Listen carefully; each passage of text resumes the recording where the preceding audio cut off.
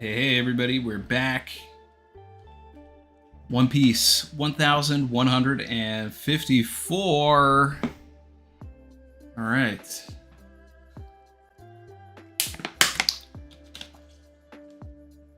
Bunch of people hyped this one up for me, saying, avoid spoilers, avoid the internet, whatever.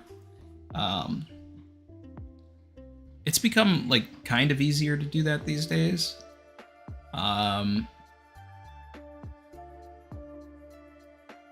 I don't know, I feel like I don't get as much like push notifications about spoilers as much anymore, so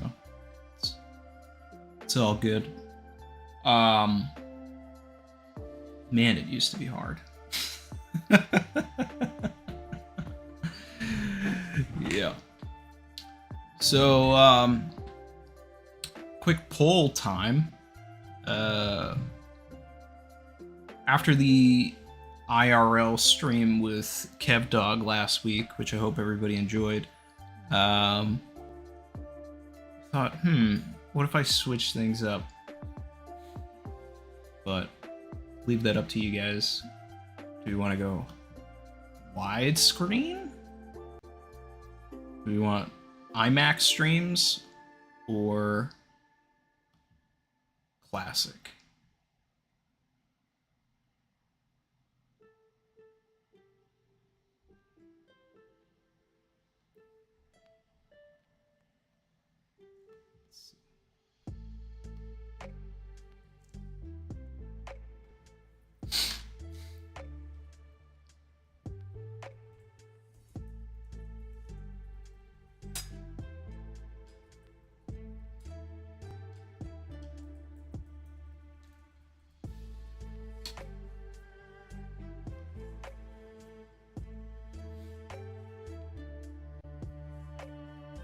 Alright, there's a poll in the chat.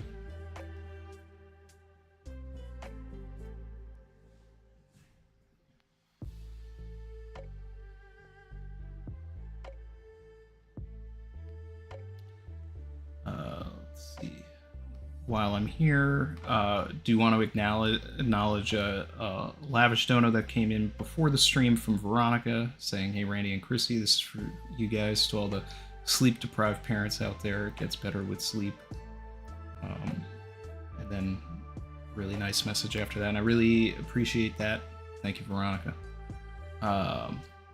Get those votes in, guys, and then I'm gonna get started.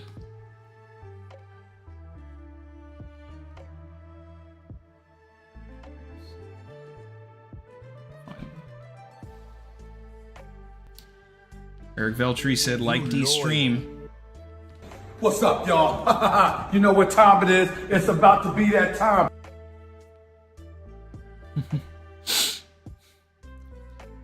Wow, it's the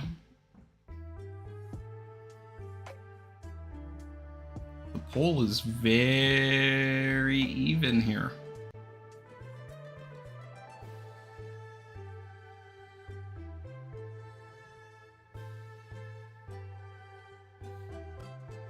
IMAX is winning, but it's 54 to 46. There's a lot of people that like the classic. You know, I mean, you don't necessarily need to fix anything if it's not broken, but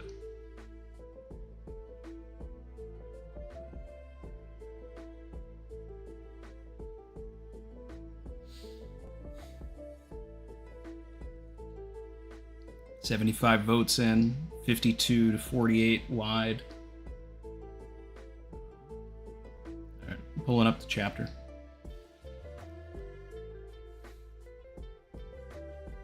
So, hopefully, you know, what I want out of this flashback, which is something that I said last week, or 2 weeks ago, is I want to see Xebec. So, like, I want an unsilhouetted version of Xebec. Like, I don't know if that happens.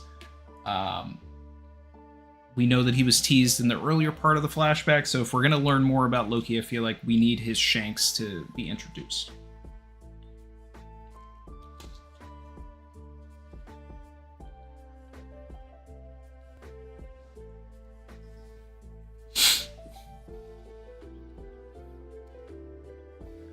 I'm going to end the poll in 30 seconds.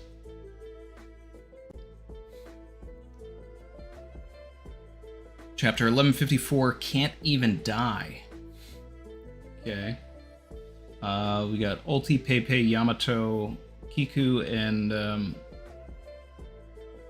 one of the, like, daimyos or whatever they were from Wano.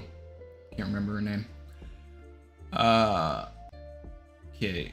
Go pay your respects at the grave of the hero, born in the West Blue and raised in Ringo.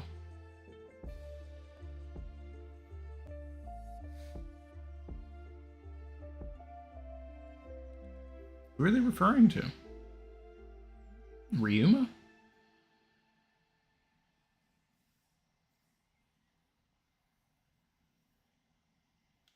Because this feels like a reveal saying born in the West Blue. The Yakuza boss, yeah.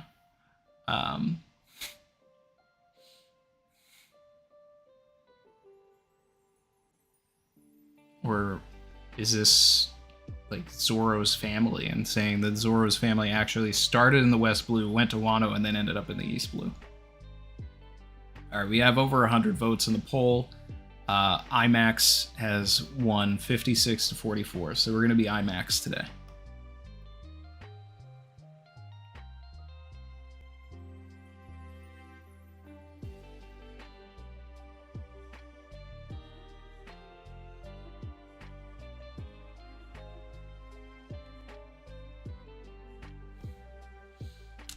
Checking the chat here. Chat started with saying something that I got called out. I don't know what that means. What did I get called out for? I see some people talking about Superman. We'll get into that much later. We'll start with the chapter here. But spoilers, I loved it. We'll get into specifics at, you know, probably like the tail end of the stream.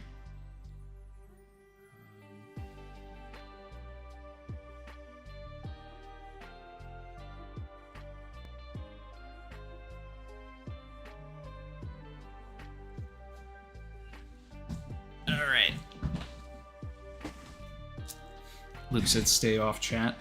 Nobody's gonna spoil me in my chat.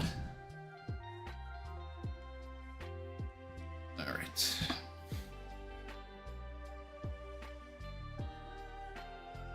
$63 years ago. Okay, so we're starting hot with the B-side of the Big Mom story.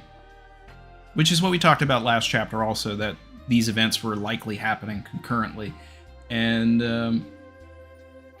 there's truth to that. I mean, it was already factual, but you know, we're here now. We're living it. Okay. Chief Ja Rule.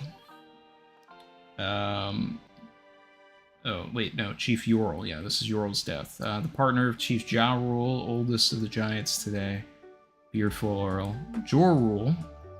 Was killed by a young girl. Human. So I had to do a double take there. Because I had like a bout of dyslexia. I saw human, and I don't know if you guys are looking at the viz, but it's like a human half destroyed an entire giant village. I thought it said the girl, a half human. I thought we were getting like a reveal that Big Mom is like not fully human. I was like, what?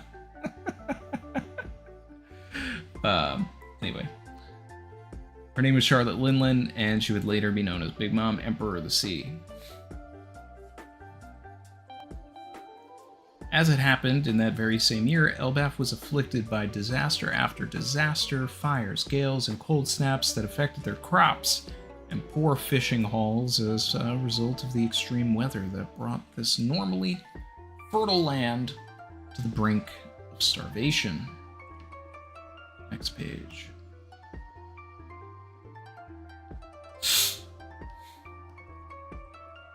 You see, it's because of the child. The kingdom is now under its curse because you didn't kill it like I told you to.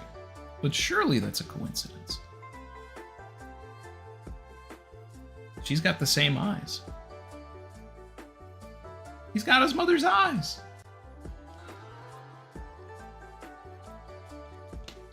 Loki's got to face a mother can't love. It's looking at me. Prince Loki. I mean, I don't know if that's for dramatic effect, but clearly the eyes look very similar there. Anyway, kick it out. Don't let that monster near me ever again. Prince Loki, you mustn't approach your mother's chamber. Put out the beast's eyes. This country is ruined. It's all under a curse. Do they actually stab his eyes out? That'd be crazy. Next page. Wow, I'm hungry. I'm sorry, sweetie. That was the last loaf of bread we had. Should we go raiding? It would be easy to take from humans. That's a part of Elbaf's history, isn't it? Don't be a fool. Elbaf has always fought with pride. That's just a story we tell ourselves. The Huntsman village is attacking us. What, them? They've taken out other villages too. There's a little bit of a civil war going on. Grab your weapons, don't let them pillage us. At this time, Elbaf had little internal cohesion and cooperation. Civil wars were not uncommon. With the desperate food situation, the fighting only grew worse and many died.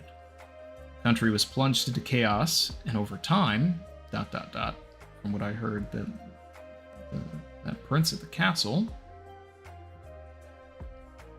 is accursed. The people grew sick within their hearts. This is the next page, by the way.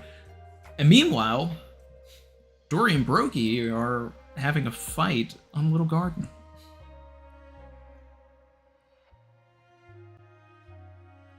Hey, Iridon, your brother has put a curse on this land. He's trying to kill it. Okay, we got Ida here. She's still alive. You're his brother, so you must be a sacrifice. Oh, okay, so he probably leaves Elbaf because of this. Huh? Why? My son's the sweetest, cutest boy in the world, and that means he's gotta live to be the oldest boy in the world. Shut up, Ida. You had no right to seduce Harold like that, you outsider. Shut up, love has no borders. You tell him. Don't touch my mom. Okay, next page. Don't make me pound you. King Harold. Daddy, Harold.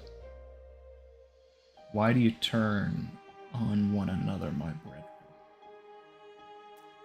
Majesty. Get ourselves a double page here.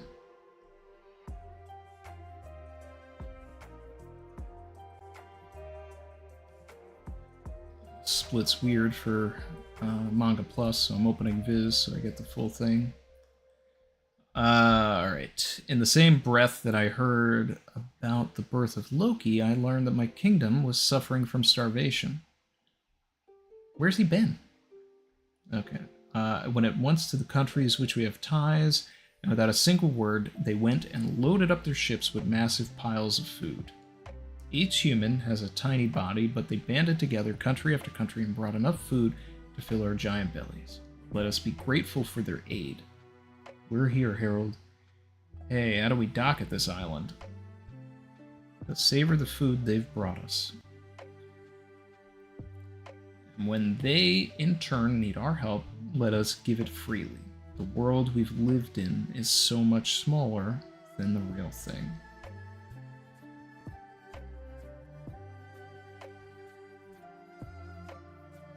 Well, that's nice. Okay, next page. Shortly before Harold's return, Queen Estrid passed away. Oh. Oh no! Not Estrid. Ah. Oh.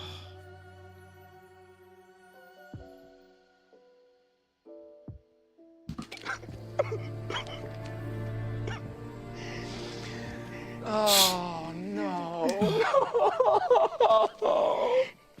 And to her dying breath, she spitefully blamed the kingdom's ills on the curse of Loki, her own son. Naturally, the people believed that the curse was responsible for her death. Loki, my son,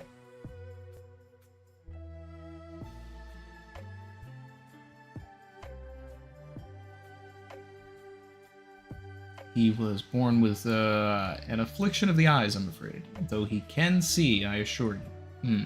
Poor lad. Can you smile? Suppose not, after losing your mother. At just a few months old, Loki abandoned any hope for love. He's got a lot of bruises. Well. Meanwhile, Harold's diplomatic ties paid off, and Elbaf survived its long winter. Branch Route 1. That's right. It will promote friendship and trade between the villages. But between rebuilding the shattered country and his many foreign trips, Harold was tremendously busy. And so the care of Loki fell to his regent, Estrid's older brother. Yikes. It's dangerous down here. This is the underworld. No, the sea separates us from the underworld. The beasts can't reach us here. That's so sweet of you to be worried about me, though. Swish, squish. You're going to do your warriors training with Elbow, the western village, right? I'll stop by on the way home. That's a crazy name, Elbow. Fishermen, the shipwrecked pirates, all comers are welcome here. This is Ida's bar. I just hope it helps Harold somehow. This is the same bar that we saw Shanks in, right? The People's Elbow? That's probably what it is. Yeah. Alright, next page. 56 years ago. Oh, we're seeing Ja Rule's home. Alright, Elbaf Cribs, here we go. So you were there for the incident at the Reverie, Harold. Yes, I asked a fellow royal to help me slip inside as a soldier, but in the end the council would not hear me out. Not for all the uproar about that murder, I might have been imprisoned.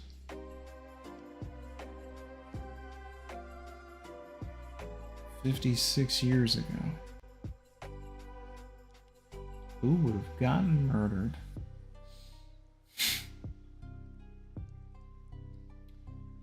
If you were lucky, you'd only be in chains. That was reckless of you. Say, have you ever heard of the Gaia Band? That group of hardy giant shipwrights? Hammer-wielding warriors, right?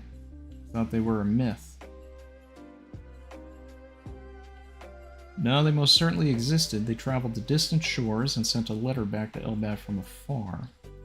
It said, "We have all been taken prisoner." Can you believe that? Who could possibly capture 100-strong company of our kind, with ancient giants among them to boot? Okay, that's interesting.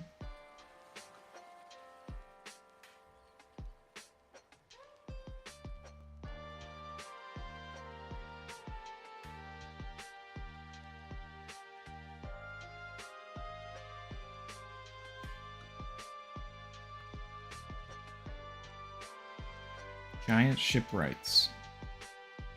Layla Band. Galila. So this is like what inspired Galila?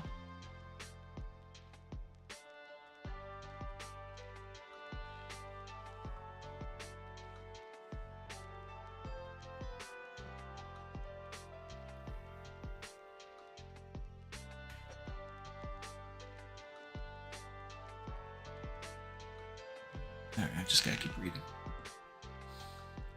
Think the world government did that? It's clear that we had a great enemy at some point in the distant past, but all of that history was sunk under the sea one day. My point is, your failure to win them over might not be your fault. Some ancient enmity. Heard stories on the wind about an army of giants put on ice and hidden somewhere. Reminds me of what we saw in Punk Hazard. In any case, never forget that we have long been a threat to the rest of the world. Yes, I'm aware of that. Oh, Prince Loki, killer of my beloved sister. Next page. Get a load of this guy. Let's see. What rotten scrap shall I feed you today? Oh no. The lucky horse is dead. Okay, so we're seeing him grow up. Oh no, the regent is dead. Down in the underworld. 48 years ago, Harold built 8 branch routes in Elbaf, unifying the country and creating a vibrant trade between villages. My dream is for us to be connected to every country, and for Giantkind to be able to live all across the world. You're the best, King Harold. I can scarcely remember how he used to be. Harold is now a king for the ages. We will herald him. Why do you look so pleased, Tyrodin? You're not the king's real son. Loki's our prince. You're just a bastard. Look out, King Harold is gone on another of his trips, and you know what that means? Bolt your doors, bring the children indoors. Come on, boys, destroy them. This is Elbaf, land of the mighty. The weak don't deserve to live. Loki, meanwhile, caused harm and destruction. With all of the strong world beasts. Mocked those who ran from him. Hey, Loki. Don't mess up the village Dad worked so hard to rebuild. He's my dad, not yours. That's crazy. That guy might get a lot of respect, but he tries to be friends with those tiny little bug humans. It's so stupid. You have to see everybody at the same eye level. Don't think you're special just because you're big. I'm special because I'm the prince. Don't ever talk back to me again, shrimp. Tyrodin. Stay away, Gerd, or Loki will think we're French with him. And then you hit us. We are friends with him, dummy. Tyrodin, are you okay? Quick, help him. Haha. Little creep.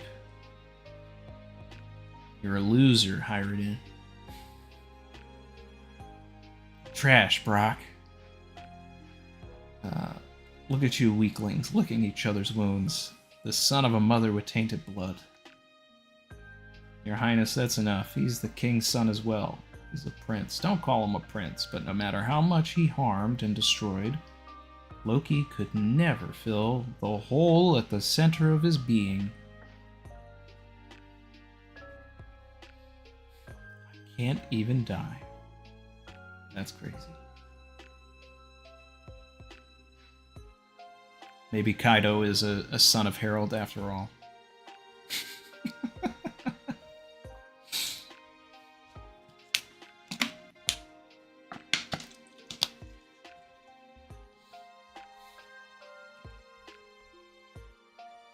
Next page. Ooh, I see a special guest.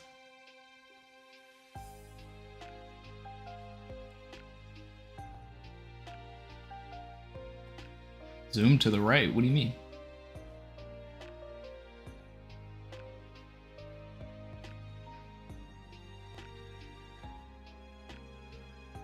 What do you mean by zoom?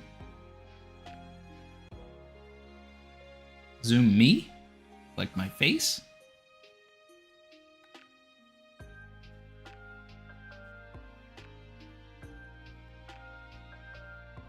Oh, zoom the page to the right. I've already seen that there's a special guest here. So, I'm trying to save the reveal. Well, I mean, I haven't seen Xebec. I just saw Whitebeard. I just see Whitebeard. But I'm gonna zoom in.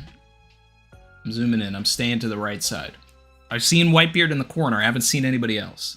But here's the thing. Like, I started this saying, like, we already knew that Xebec was a part of the other part of the flashback, right? So I was like, we have to get him in here.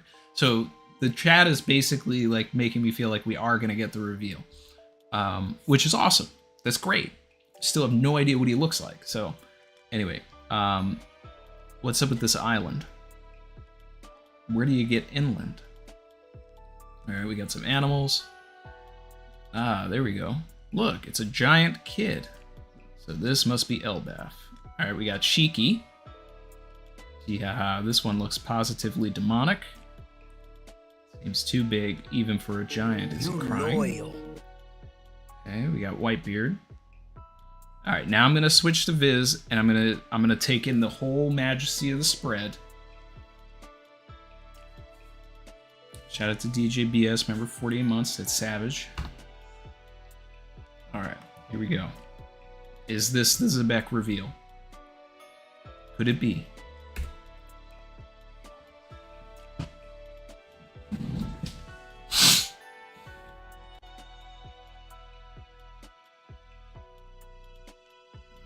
Go.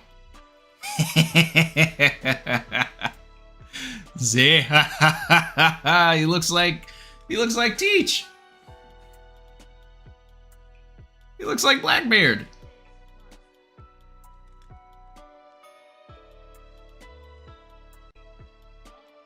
Father of Blackbeard. Oh my god.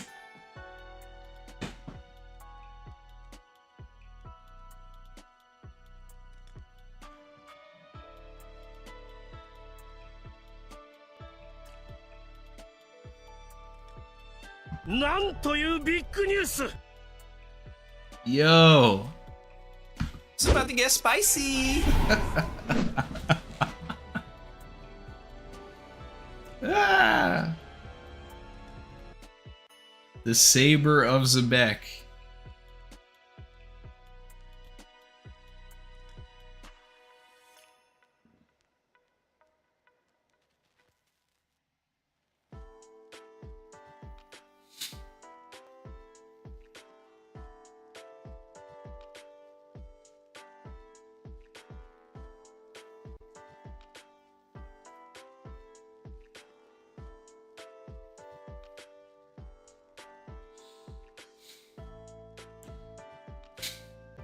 Jay was going crazy.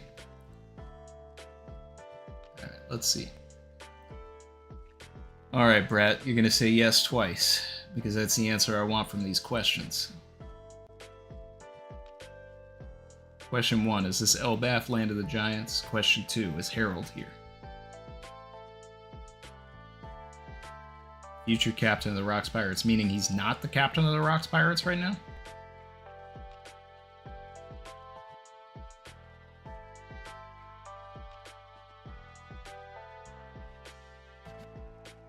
This man, whom Harold met at the Reverie 8 years earlier, killed a Navy headquarters admiral and fled. Now the government has placed a heavy bounty on his head.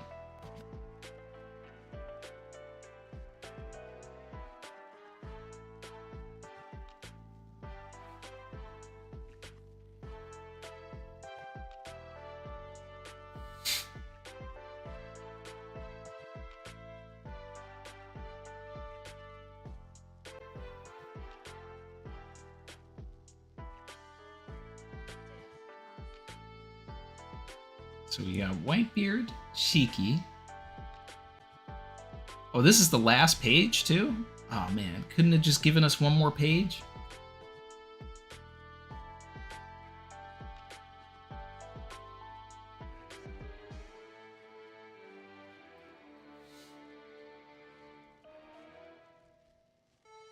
And we got Stussy there.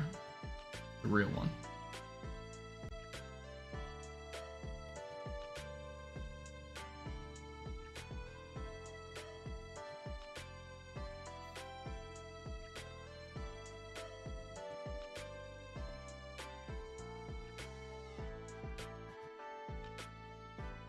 I'm just taking this in.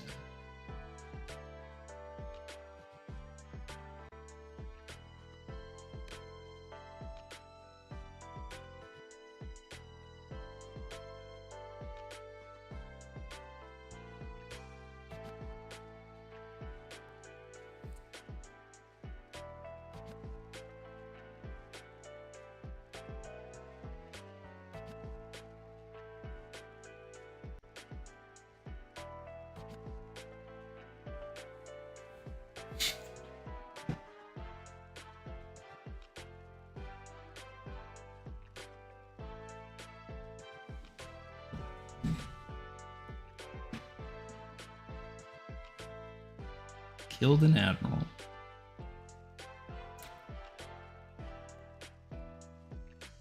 Love this.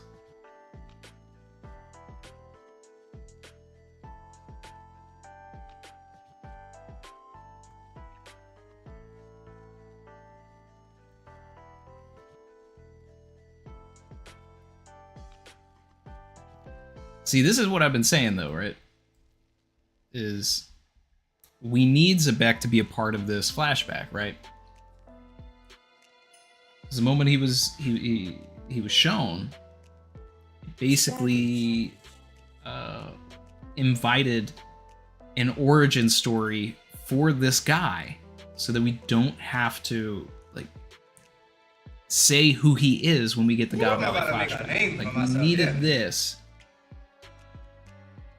So that God Valley can actually be unencumbered, basically.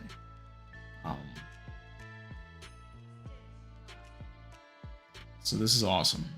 And what this also means is like we can finally like get the truth of God Valley as well.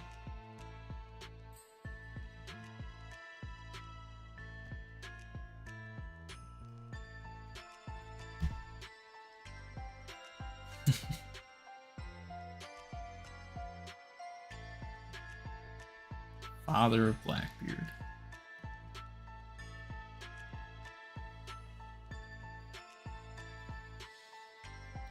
So what did Jay say when he called me out?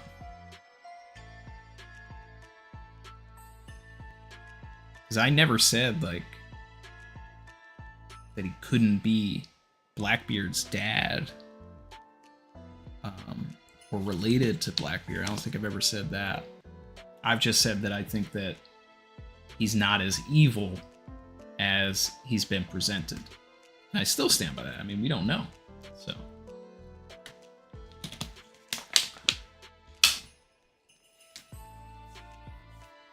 Maybe he ends up being as evil as he's been presented. But at the end of the day, like, if Sengoku tells me something, I'm going to assume it's propaganda. Shout out to everybody in here. Let's get these likes up. Come with me if you want to live. Taking a look at the chat now.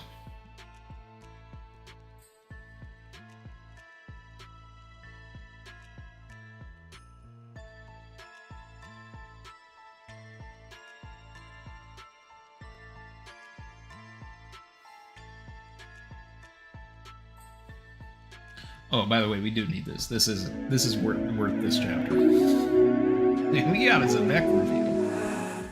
It's time to ascend. And matter of fact,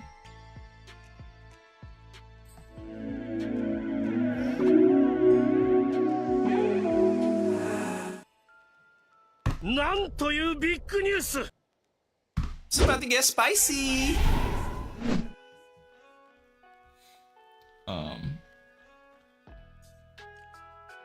how do we get that going full screen?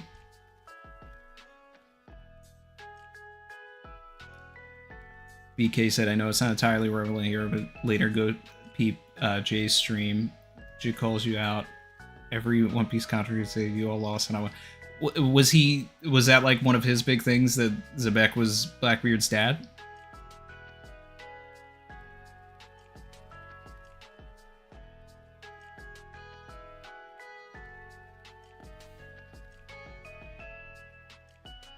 Chief pointing this out, right? What was the name of Roger's sword? Ace, right? So the saber of Roger, and then the ship of Blackbeard is the saber of Xebec. So it was right there in front of our faces the whole time. And we even talked about this last week or 2 weeks ago, that, you know, I did talk about how Blackbeard was like a year old or whatever when during God Valley. So he still grew up without knowing his dad. So it's like he could have only heard stories, and I still feel like there's an element where there's still possibly some propaganda. I'm gonna hold on to that. and I'm gonna hold on to it in particular because it's the Whitebeard of it all, right? Because Whitebeard is, generally speaking, not an evil dude. So for him to be rolling with Xebec, like, he can't be 100% evil. He can't be. He might be going about things the wrong way, but he can't be fully evil. Big Stinky said God Valley flashback coming for sure. But not here, I don't think.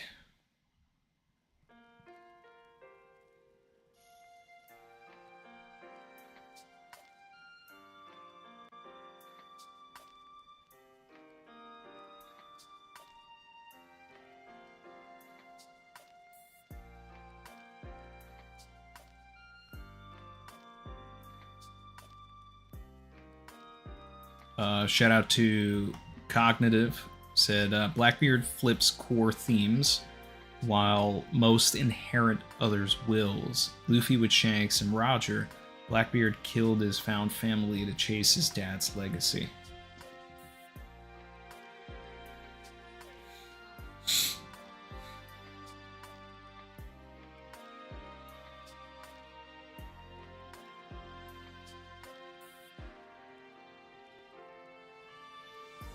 Well, that's the thing, right? Is most of the time with dads in the story and things like that, you have like Luffy, right? He's following in Shanks' footsteps, like you're saying.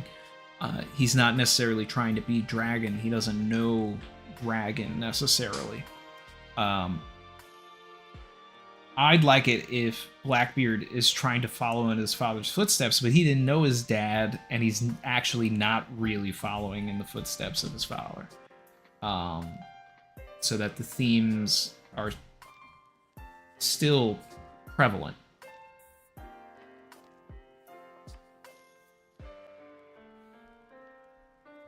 Shout out to Vern. He said, I fully believe that San Juan is part of the giant shipbuilders. This should make him Franky's endgame opponent. Also check what I said on Discord.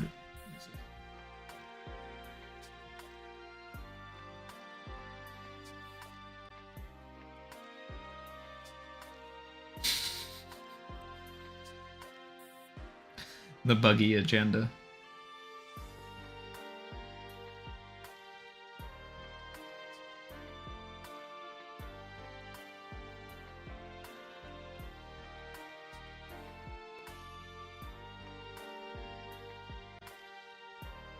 You loyal. Shout out to legendary boss hunter, member for 24 months, said You loyal. Jay is calling out people who think admirals equal Yonko.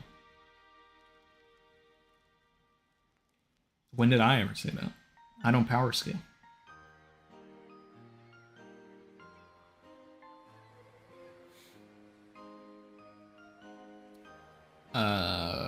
Very motivated member for 50 months. That's crazy. After Loki giving up on love so early in life, I'm scared for what happened with Lola now.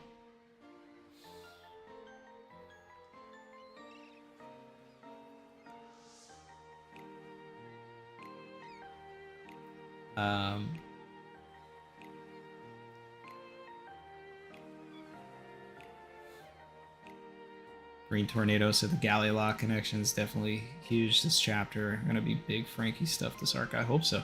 I mean, I like that the name was inspired by, you know, somebody. I mean, you know, that's the funny thing is like that's how a lot of real world names get their real world companies and all that stuff. They draw from things in history or ancient history or myths or whatever all the time. So it's like, it's funny that Oda is basically creating his own mythology and then backfilling that the Gallilock Corporation is based on the in-world mythology. Barry said, I'm a romantic at heart, Randy. I can't stomach any more of this with Loki.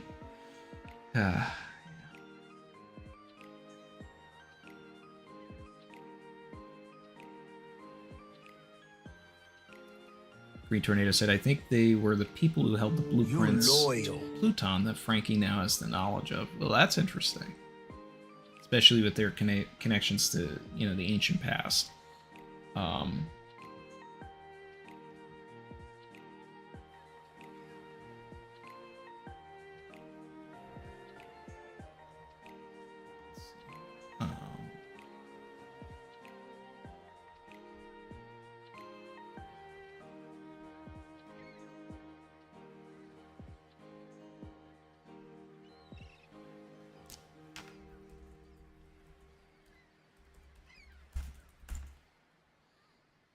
This chapter deserves some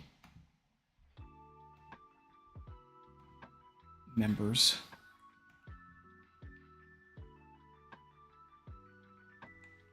Boom. Stronger together. Together We we're got this stronger. Xebec reveal. Together we're stronger.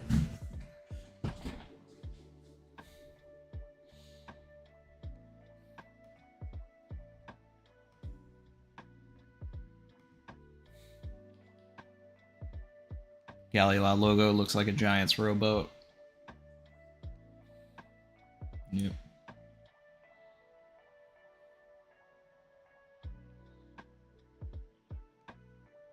Let's see.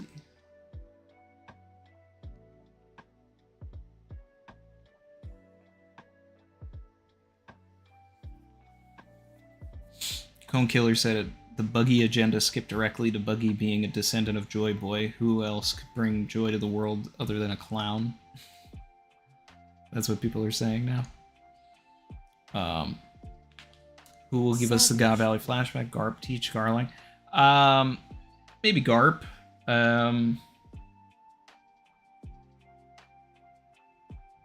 Who else could? What makes the most sense?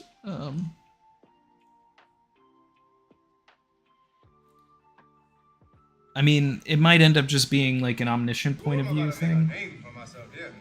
I don't see the point of showing it here unless Harold was at God Valley. Like, if Harold was at God Valley and it was like actually a Rocks pirate or something, you know, then I could see it. Not that I think that he needs to be or anything like that. Shout out to Luke. Ooh, I'm about to make a name for myself, yeah. Together we're stronger. Together we're stronger. Appreciate you, man. Vasile, Vlad Ivanovici Superintendent said, if Luffy will see Loki's eyes, he'll definitely shout with glowing eyes about how cool they are. Would Loki be flabbergasted or go shy chopper mode? Probably be just like what happened with Pudding, honestly. The interesting thing would be if Luffy says that they're cool, and Loki looked up to Xebec, but Xebec said that they were grotesque or something. Or Xebec said they were cool, Luffy says they were cool, Blackbeard shows up, says they're hideous. You know, there's got to be some sort of parallel. There's got to be some sort of a change there. Something that, you know, draws these people together. Not that I'm team Loki joins the crew or anything like that. Like, I'm not really pushing for that. But we'll see what happens. Chin, member 46 months, said the admiral Xebec killed was probably Akainu's dad. Have we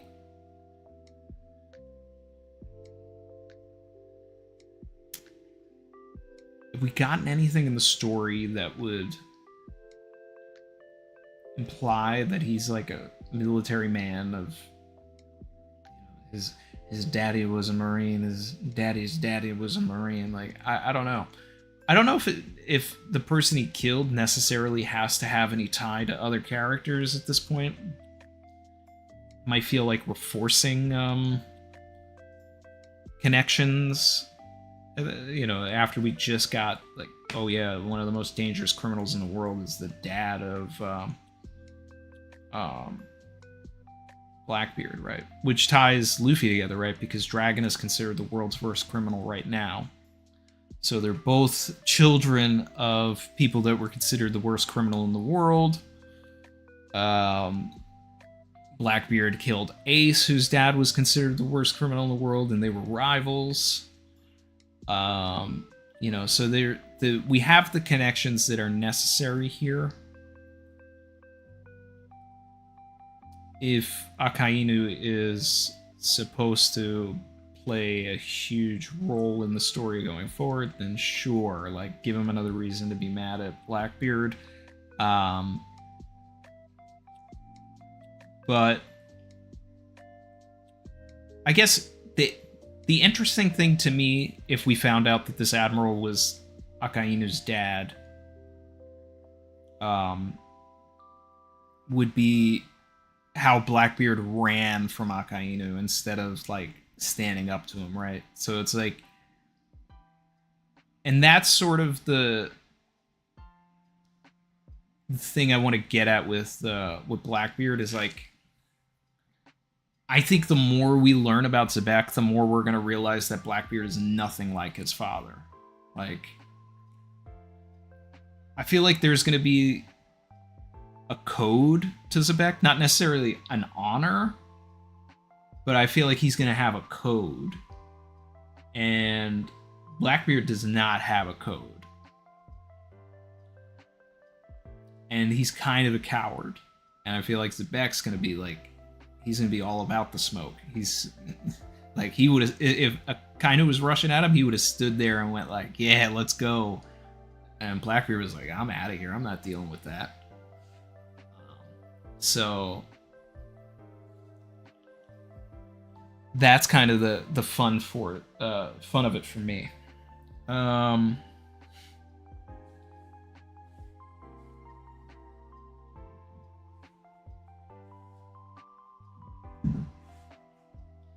So what would Blackbeard's real name be then? Would it be Roxy Teach or Marshall D. Xebec?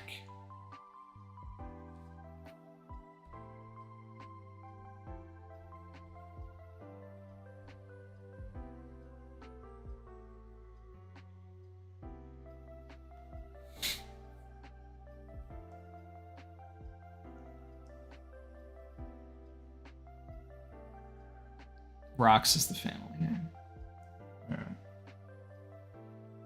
Alright. Well, R.I.P. the Marshalls.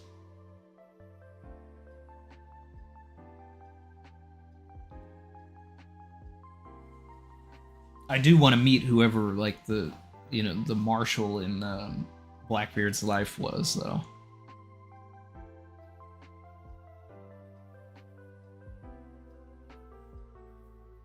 Volkazard said Marshall's now an interesting name to look out for. Blackbeard's mama. Yeah.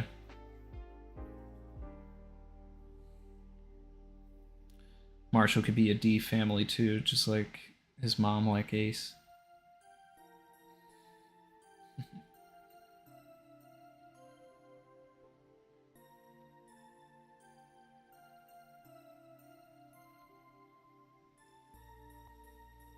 We've seen Blackbeard's mom, Oda Drewer, said Greg Paul. When did that happen? I don't think I've ever seen that. I don't know if I have.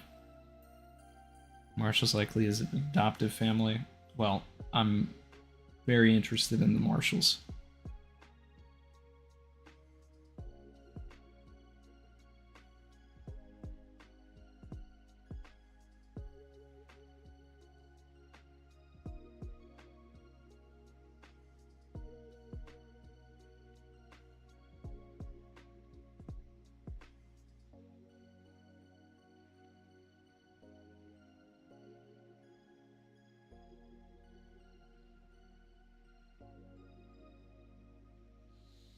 Dizza said, I saw a theory Xebec was a king prior to being a pirate, and that Brook was a member of his royal guard. And then the incident at the Reverie caused Brook to leave the country. Timeline as, ooh.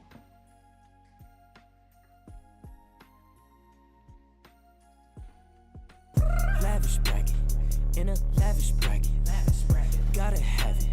Racks, I gotta have it. Because this is all 56 years ago right now, right? Pay my taxes. Trust me, you could track it. It's about to get spicy.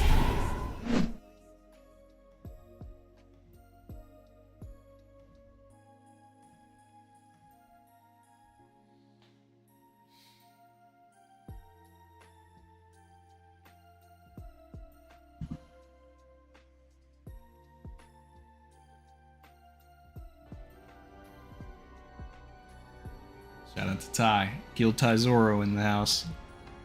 Sorry I'm late, Captain. Captain! I had to check your reaction before catching up to the stream. Had to 2x speed you. What's up with all the Kaido inferences? And Whitebeard's a rat for knowing who Teach was and allowing him on board. What's up, Savage Crew? Travel safe, Vern. If he knew who Teach was in the first place, I could see that being a reason why he would bring him on board. Like,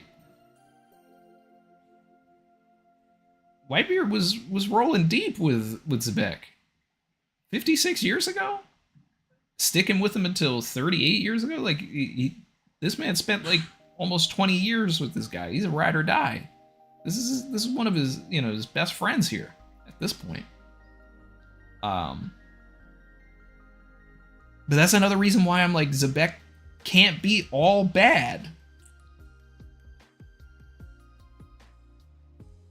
So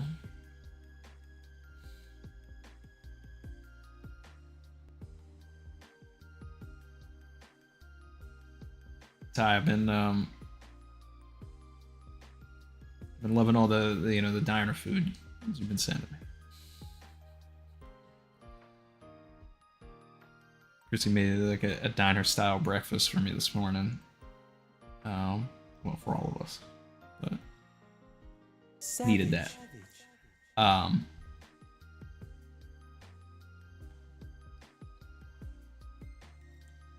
The Kaido inferences are crazy though.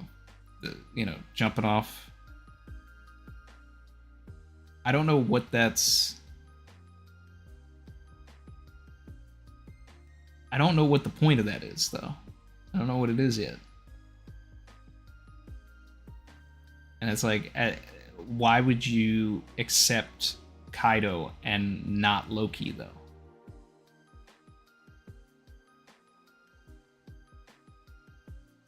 Because at this point, like, Loki's older than Kaido. I don't know. There's some questions. There's some questions here. Vern said, my flight is boarding, Captain. Glad I've made it to the stream. Let's get the likes up, y'all. Appreciate you, Vern. Glad you had fun on your trip.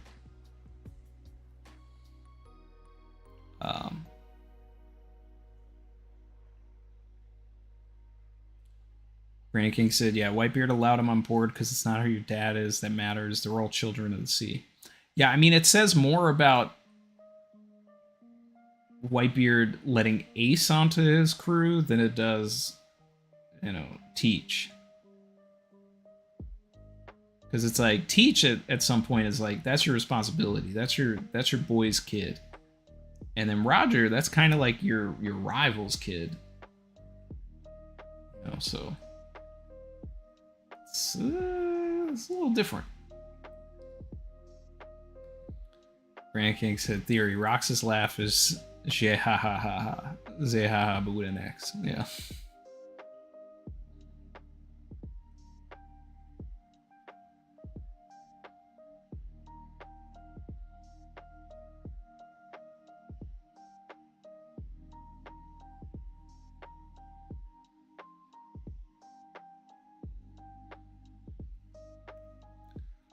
I'm still thinking about this thing Dizza was saying, though.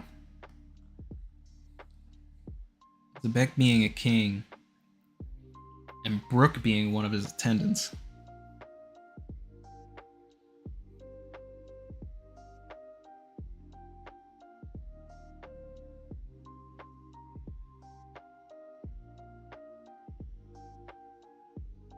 Because the thing is, too, right? This has legs, because why was he at the Reverie in the first place? If not because he was a king. And why would you say future Captain of the Rock's pirates if not to say that he became a pirate after being a king? So something had to happen, something dethroned him.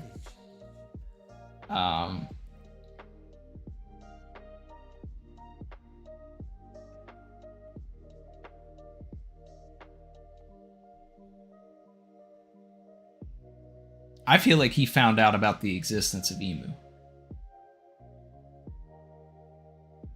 And that made him curious about the rest of the world. And that's why he said things like, I want to be king of the world. Because he found out that there is such a thing as the king of the world, but he needed the power to take on the entire government. He was strong enough to take down an admiral, but he wanted the ancient weapons and things like that. And if he's specifically looking for Harold, then he recognizes Harold as probably like a great fighter. He may be showing up there to be like, hey, I'm here to talk to you about the Rocks Initiative.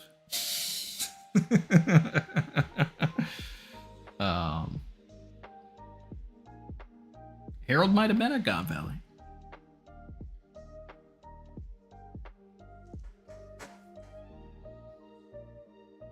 I'm not gonna stamp that or stand by that as like a full thing, but I mean, like, he's looking for Harold for a reason. He could also be looking for him because he knows about the ancient fruit. I just know that he knows things. So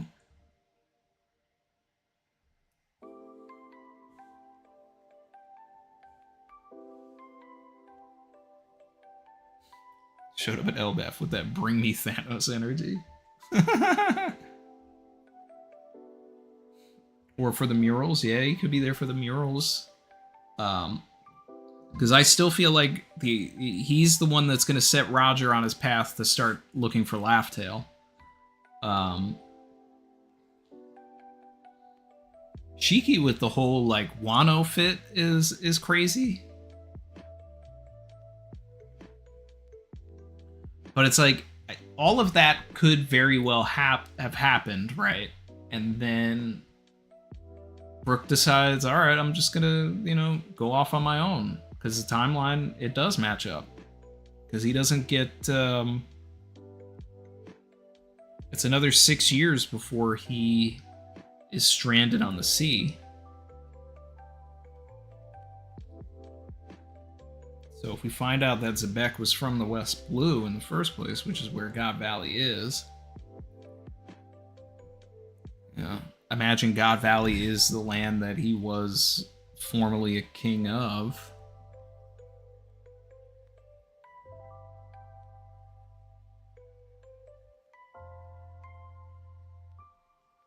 I don't know. I don't know how much I like that.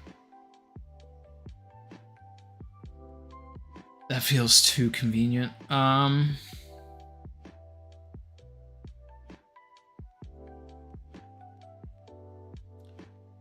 I like what Brooke having a connection to Blackbeard's dad does for like the Straw Hat story. And then it's a way to get like sort of a Blackbeard flashback in a way, or a Xebec flashback, but it's also a Brooke flashback.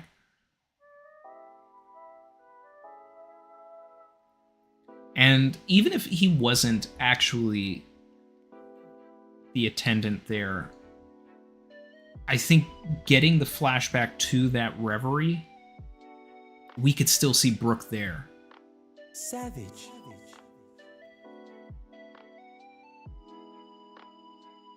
And then see the king that he was, with. That'd be cool.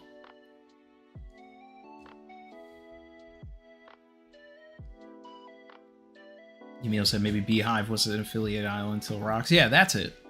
I mean, that's definitely what it is, right? Because if Blackbeard took over that island because he felt it was his birthright in the first place. So then he's going to the Holy Land looking to bargain to get it back because that was always like his land. That makes more sense to me. Yeah. In which case the Brook thing doesn't work, but Brook still could be at that reverie as like a cameo.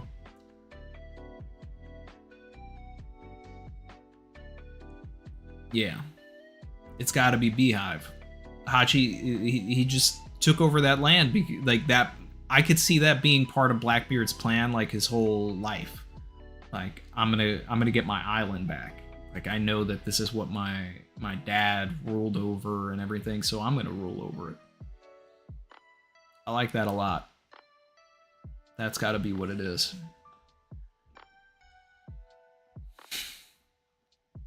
Growthstock Superin said Xebec likely did have a code, and an example of that might have been him killing an animal like Green Bull, who was upholding the slavery at the Holy Land. Yeah.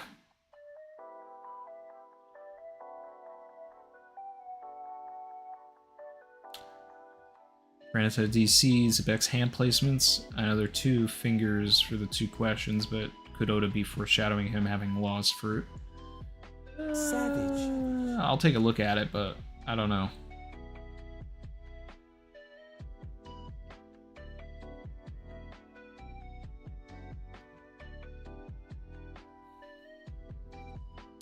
I mean, he is doing the law thing in a way, but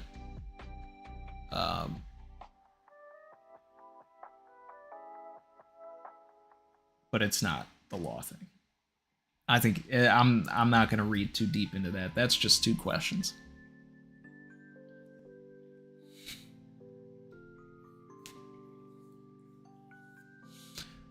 But now that I know that he is Blackbeard's dad, I like the idea more of him having the fire fruit. So then Blackbeard taking down Ace. This is almost like taking down his dad. Or he has the darkness fruit, and then, you know, Blackbeard wanted that fruit because that was the fruit his dad had.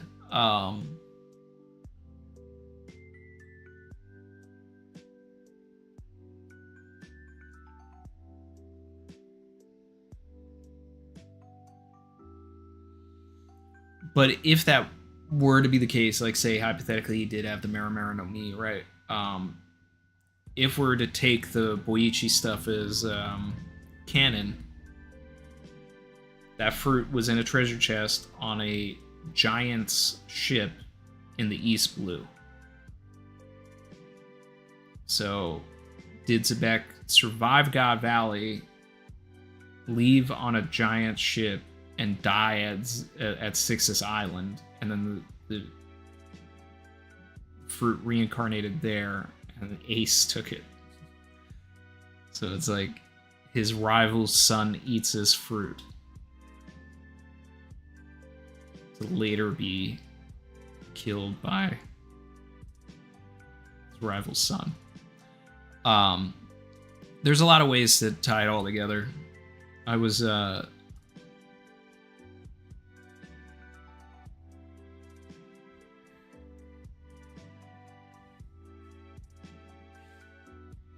there's like I don't know the exact validity of it, but it reminds me of this story of how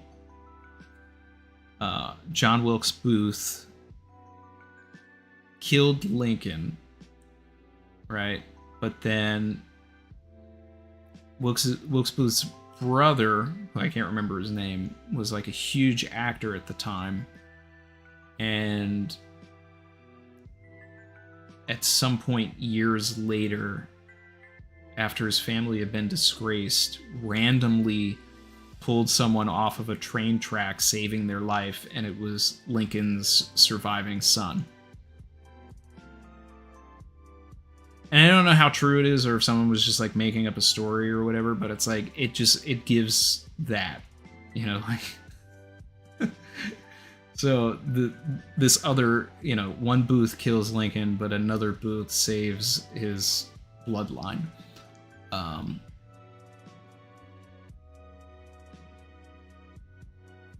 it's like it's got the, Oda's kind of like going for the same, like a similar poetry.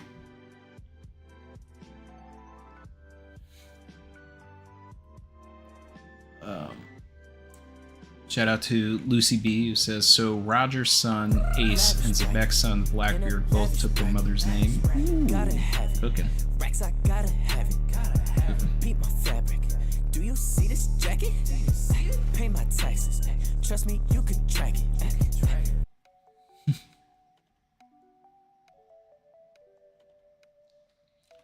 Shout out to Ty. Coming in with another Grand Tesoro super chat. Lavish energy.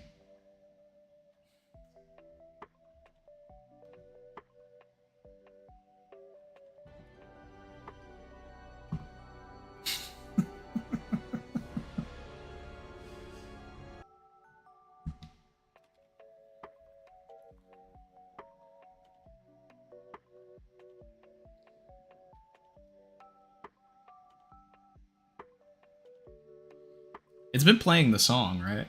Because it's... I know that the alert box, there's something up with it.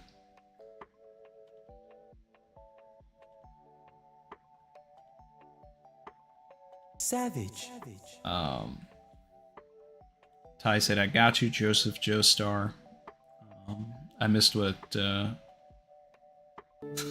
loyal. Joseph, could someone link me the Lavish Bracket song?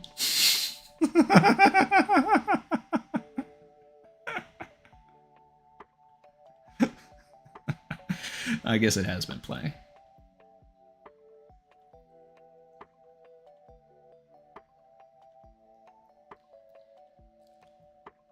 Shout out to Gary Blubert, said, I think Emu does have Pluton, but it's broken, unfinished, and that's why they sent their top intel agents on a years-long mission to find the blueprints. I just find that so confusing, though.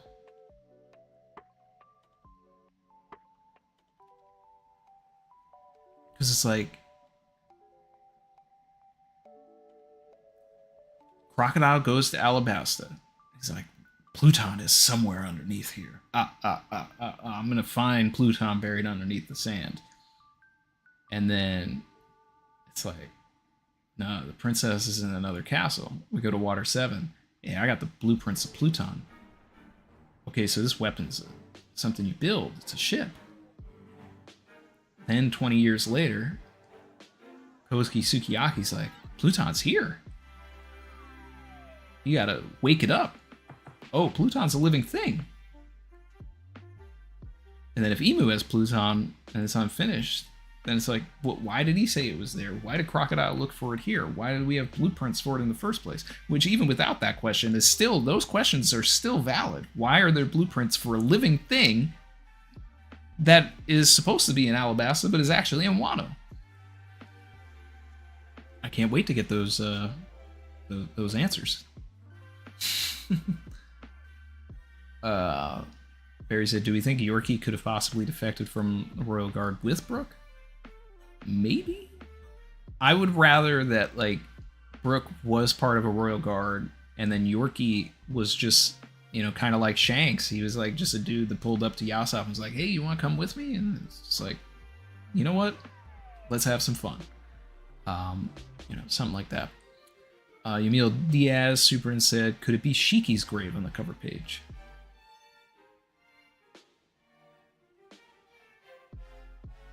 I like that. I still, part of my own personal headcanon is that Shiki was always supposed to be, like, the villain of Wano, but because Oda got wrapped up with Strong World, like, he used him up, Because it's like, there's so many similarities to Wano and Strong World, and, like, Shiki's motivation, and this whole idea of, like, 20 years, everything, and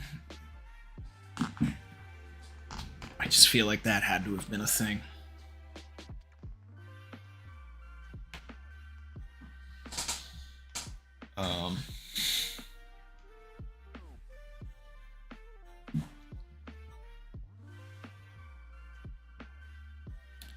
Laser said, who do we think is the Shirahoshi to Pluton? Though, I mean, I would love if it's Vivi, you know, because then it's like, oh, there was something about Pluton and Alabasta. So, like, Crocodile was half right. The conduit was there, but the actual thing that it controls is somewhere else.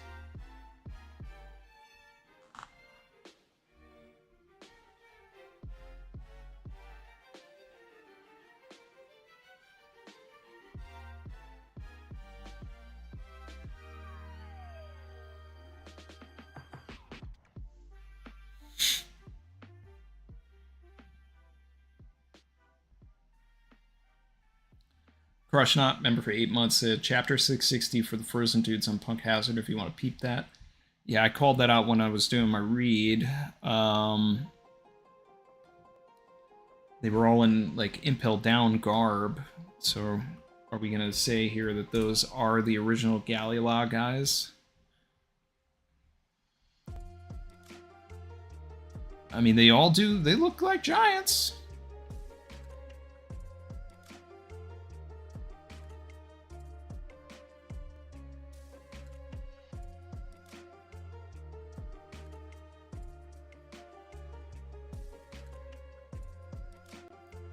Probably that. Like, I thought, you know, that, remember, that was part of the theory with, you know, Laws and Sword and everything. Like, oh, Law was working with Aokiji, and then, you know, those are the people that he took the hearts from, and they just froze them.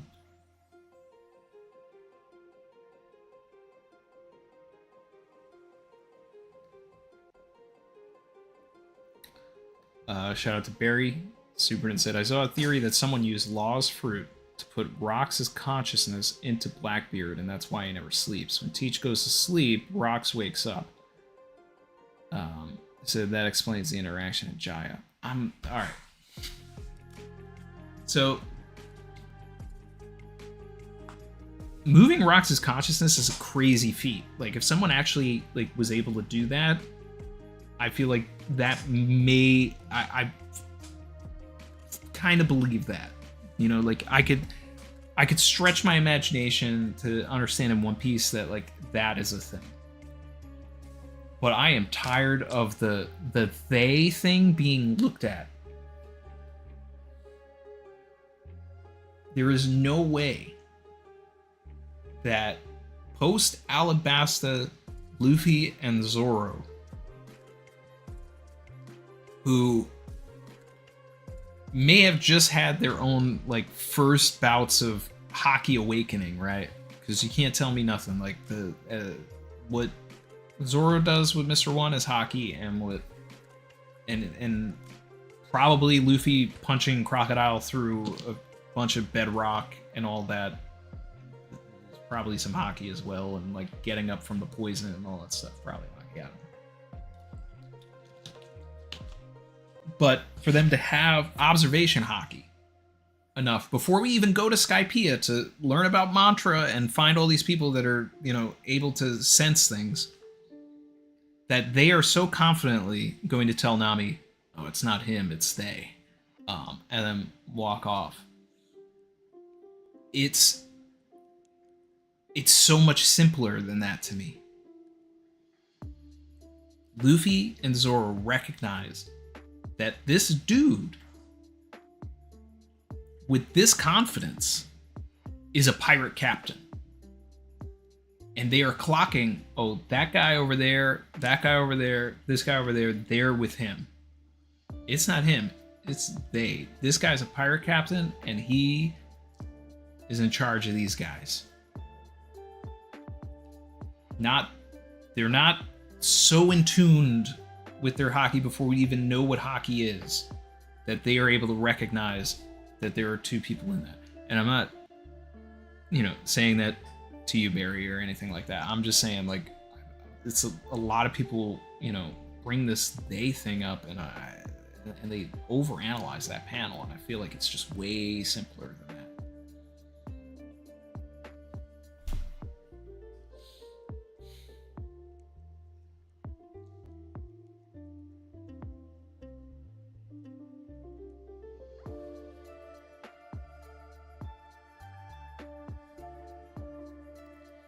Prophet said, Emeth is a living thing. I wonder if he had blueprints.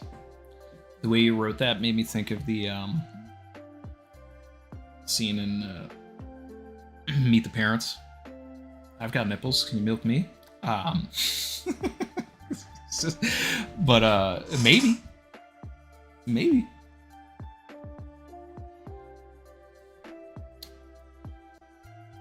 Let's see. Big Stinky. Maybe the poneglyphs tell the story of where ancient weapons went. So all the places we find poneglyphs, Pluton was at one point. Maybe. Said Abdo said it might be G-Goro of the Wind from Thriller Bark. He's the general zombie with Zora's Shadow. Yeah, I remember. He was said to be a legendary stubborn old man who cut down 7,000 pirates to protect his family.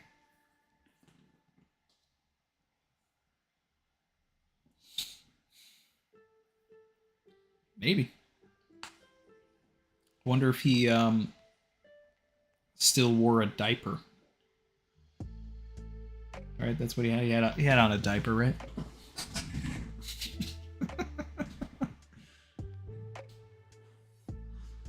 It's like you find out, oh no, Hogback didn't do that.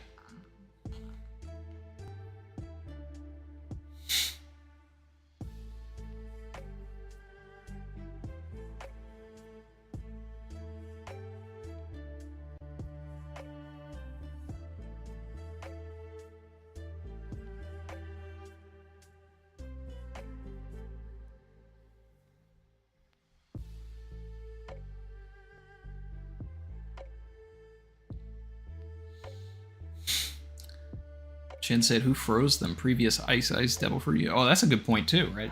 Because they would have been iced way before Kazan did it, right? So yeah, that would have had to have been a previous user.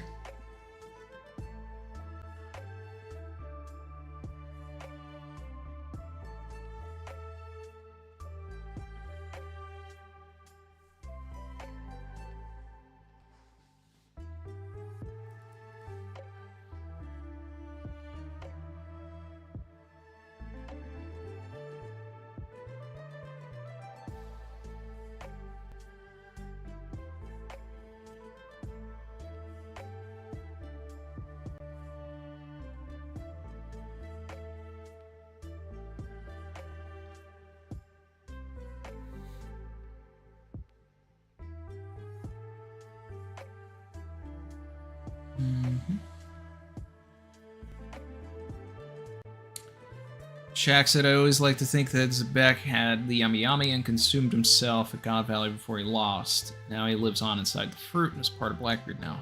And say, I like the idea that he, consumed himself. Like that's kind of crazy.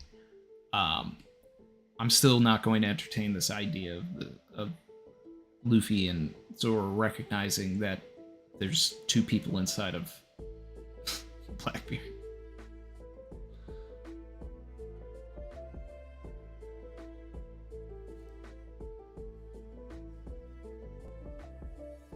Even if there are. I'm not saying that there can't be. I'm saying I just don't buy that Luffy and Zoro could recognize that. I'm not saying that there can't be two people. Like, that's fine. That feels like One Piece. But it's game breaking for Luffy and Zoro to just automatically look at this dude and be like, you know what? He's got another soul in there. I bet there's two people inside that guy.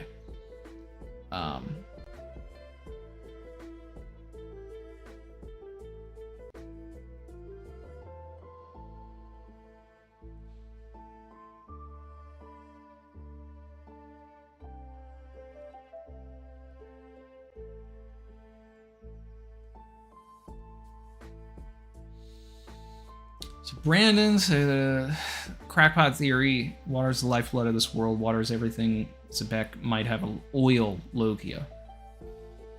Natural oil to water. The sun called little. See, okay, so I love the idea of an oil fruit.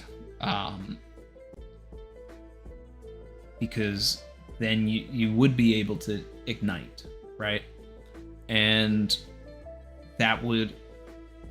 Xebec's Jolly Roger has a flaming skull on it.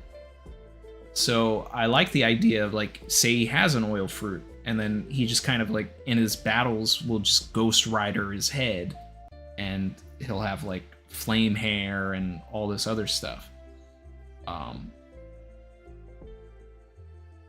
Like, that's a cool idea. I do like that. Also, Rox caught himself on fire every time he attacked via oil, which is why Blackbeard's pain tolerance is bad. I don't understand the connection of Blackbeard's pain tolerance connecting to the oil, but I love the idea of the oil.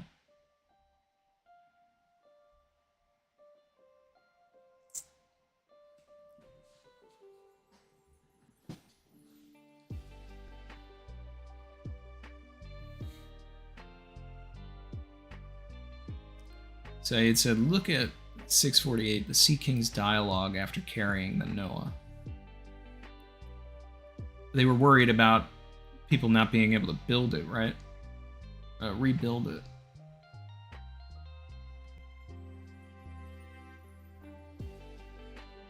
It's at 648.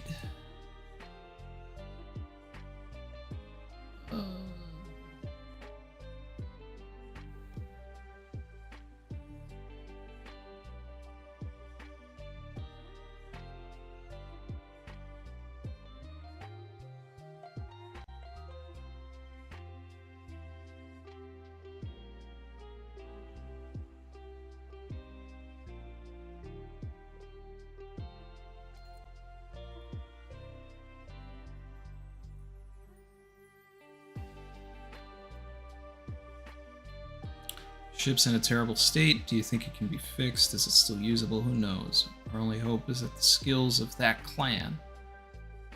Times have changed. Can it really be fixed? I sure hope it can, before the promised time comes.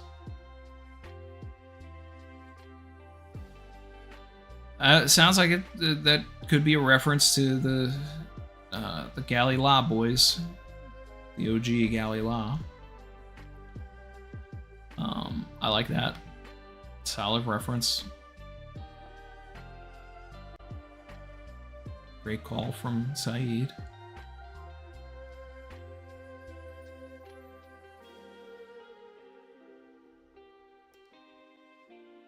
Brandon said his dad had a weird pain tolerance, so did he. When was it talked about? When was Xebec's pain tolerance talked about? I don't remember that.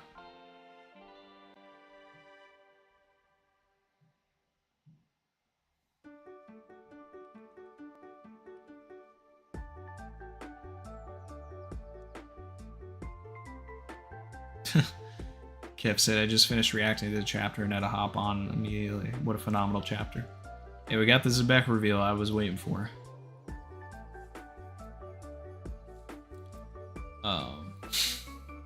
Kevin, all caps, Randy. Yeah. This was a chapter. Next one's gonna be even crazier. Gonna be a lot of lore, I'm thinking. Terrible TJ. Say rock, paper, scissors, paramecia. After Hunter x Hunter, I'm good on rock, paper, scissors powers.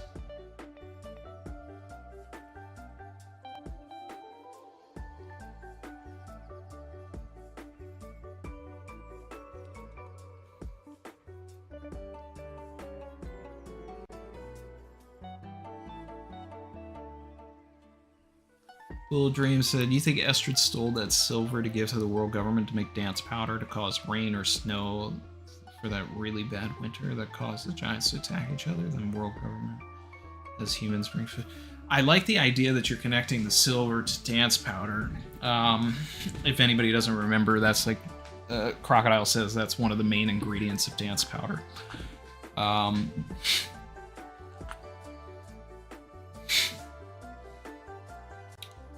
We have never been told that it would cause snow and things like that, but I like the idea of the downfall being purposeful, but I also like the idea of it just being a random natural occurrence that has nothing to do with Loki at all. And it just goes to, like, as a larger message to this sort of cult mentality of, it's gotta be, you know, we gotta blame something. That kid's got weird eyes. It's him.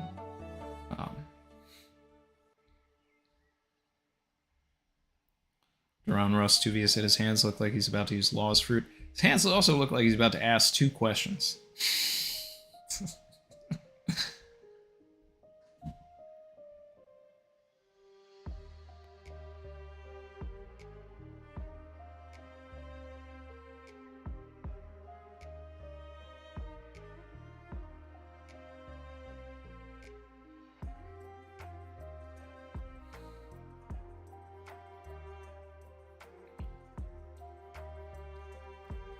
Dev said the punk cats were giant reveal was crazy. Yeah, I called that out when I was in the read. And then going back and looking at the panel, it was just like, yeah.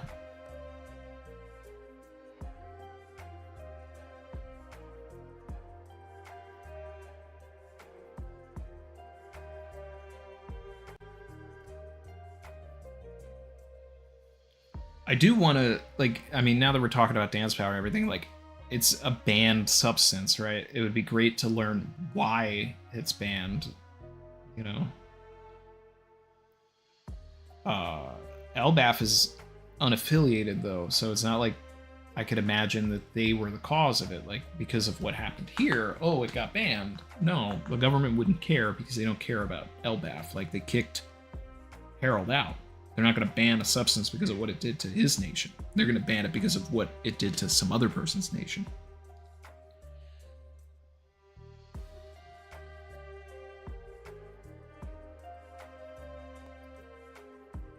Crush said, Randy, did you compare the faces of the giants in Punk Hazard to the ones Ja Rule was imagining in this chapter? I did not, but that's a good point. Should do that. Or has somebody already done it?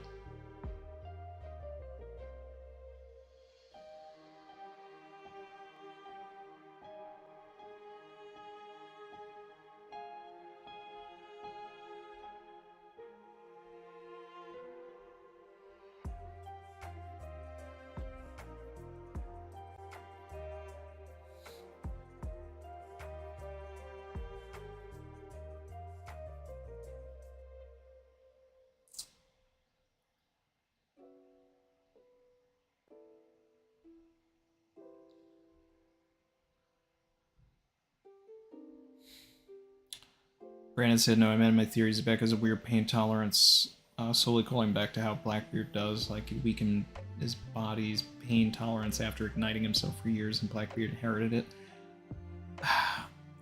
I don't know if what you do to your body in that way would be something that you could pass down. But who knows? Like I said, I still love the idea of an oil fruit. Like, even if it's not Xebec, like, somebody needs that, because that's badass.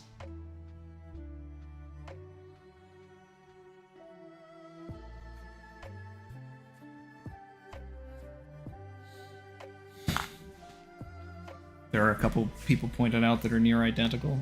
Oh, I'm gonna take a look here, because I haven't gone back to that page anyway, and since we're talking about it, I want to reread this thing about the clan here.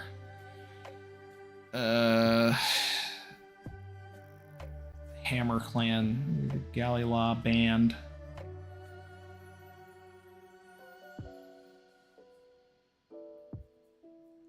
You know, when I saw this, like, Galila Band thing, it immediately made me think of Outlaw Star as, like, the galactic ley line. Like, I don't know why that, like it was just like, if you take galactic ley line and you just compress it into one word, it's like you get this.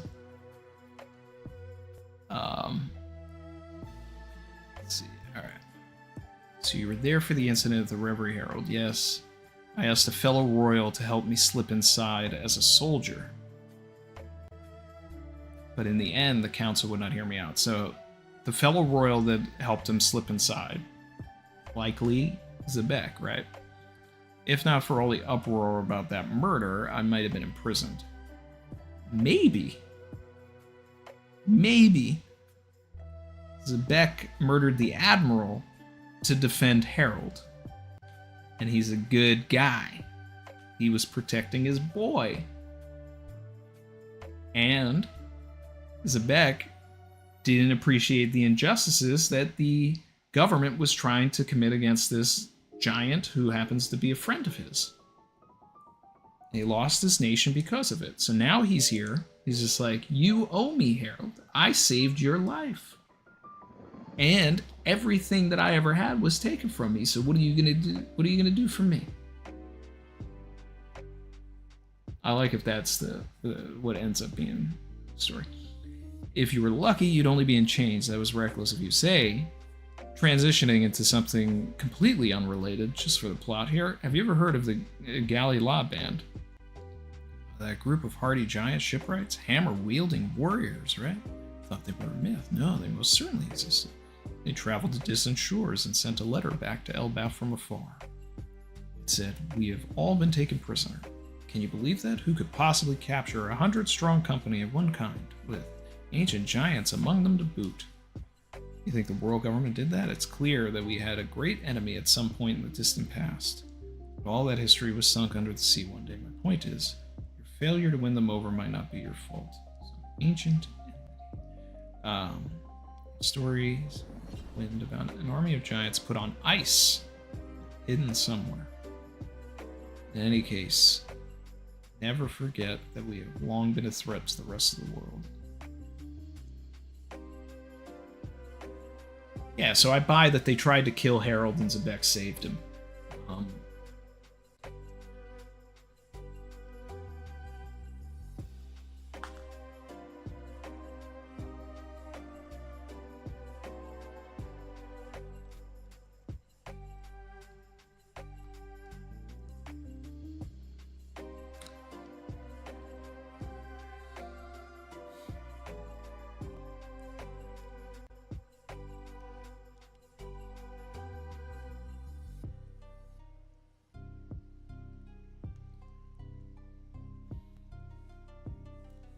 So, one of these frozen guys has long braided hair. And it kind of looks like one of these guys, like the main one with the hammer, might have braided hair. So we might be able to say that that's the same guy.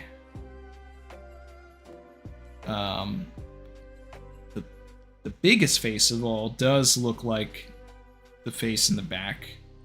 So yeah, this is the same thing. I mean, also, like, they were frozen, put on ice somewhere. Like, here's a bunch of giants frozen in ice. So, clearly. Oh, yep, here's the other guy with the wing hair.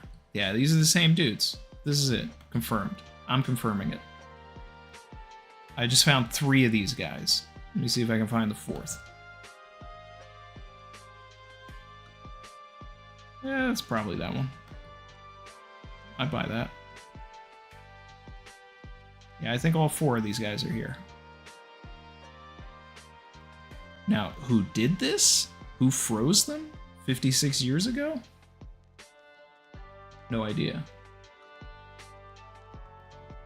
Because, Kuzan definitely didn't have the fruit at this time. He's, not even born.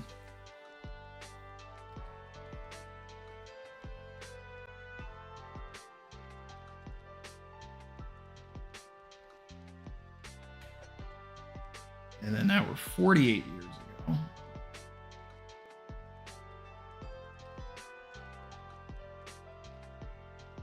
This is 10 years before God Valley. So that means that the Rocks Pirates did everything that they did and troubled the world basically for 10 years.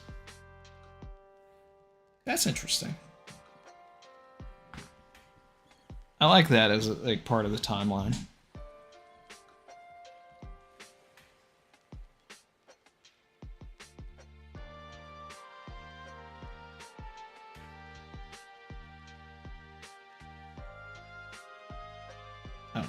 I'm loving all this.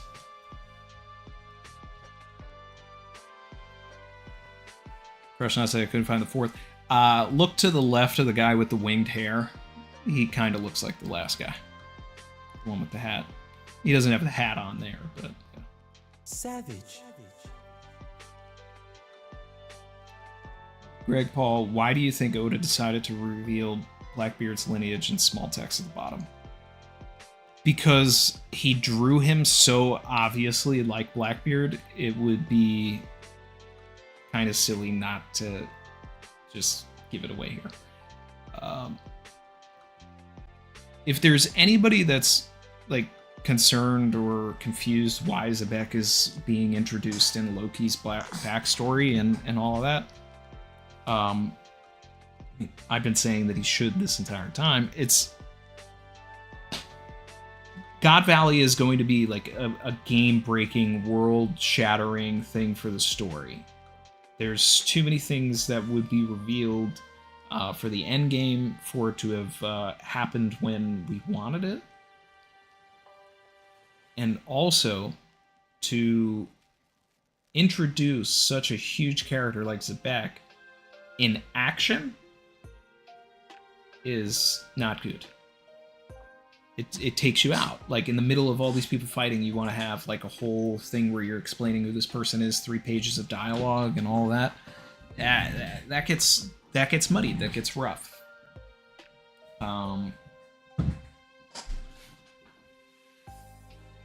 It becomes like trying to... It becomes the Snyderverse, you know? Introducing all of these characters as they're teaming up instead of giving them solo movies. So right now what we're getting is essentially the Xebec flashback via Loki, which is going to give us context on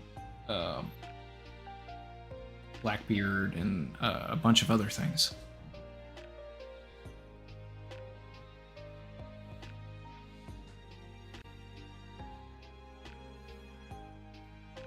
So this is kind of like, you know, Xebec getting his own solo movie, or, you know, being the secondary character that gets introduced in someone's solo movie, rather than when we get to God Valley, which is the Justice League Avengers movie and everything, we get there and all of the characters, much like Marineford, right? It's everybody, we know everybody already. Everybody's been introduced to us. You know, the only character that was really new in Marineford, you could argue Whitebeard, but it was probably Akainu, but Akainu was also in Robin's flashback, briefly. But we didn't have much context for him, so it was like the only thing Oda had to do during Marineford was like give us more context on Whitebeard and Akainu. Every other character that was there, like, we knew. We didn't have, like, he was able to like, have the fights there, have people talk, and we didn't have to like explain who everybody is.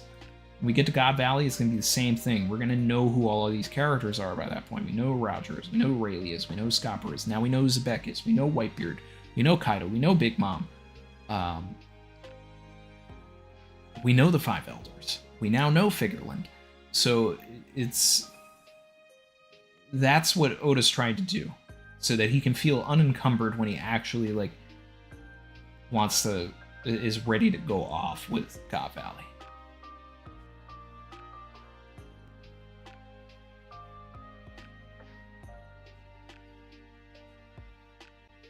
Saeed said, because he's Loki Shanks. Exactly. This was already established. It was already established. And then the moment we saw that, go back to the stream, I was just like, oh, when we get that Loki flashback, it's going to be the Xebec flashback. We're going to get him unsilhouetted, and he is going to be Loki Shanks. That's it. I'm ready.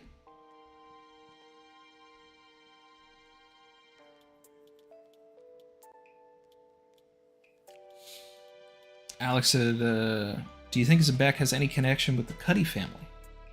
One of the only other groups with an implied ship-themed naming scheme.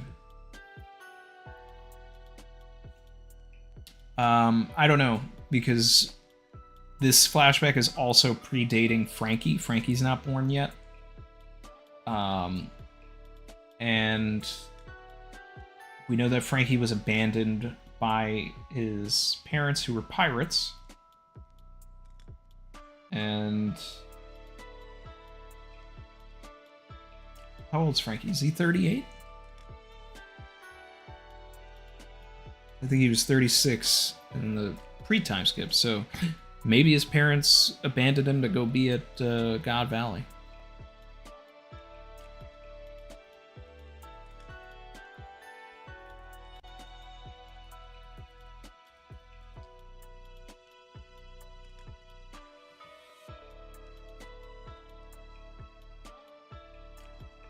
No, he's 36, so he was 34 pre-time skip.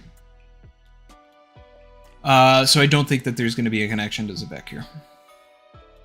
Lucy B. Superintendent said, all of these allies who helped the Giants during the famine.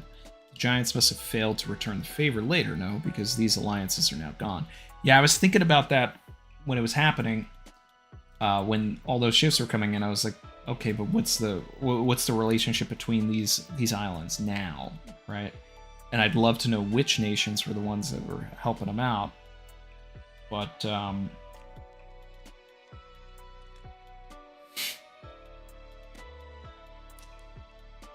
I don't know.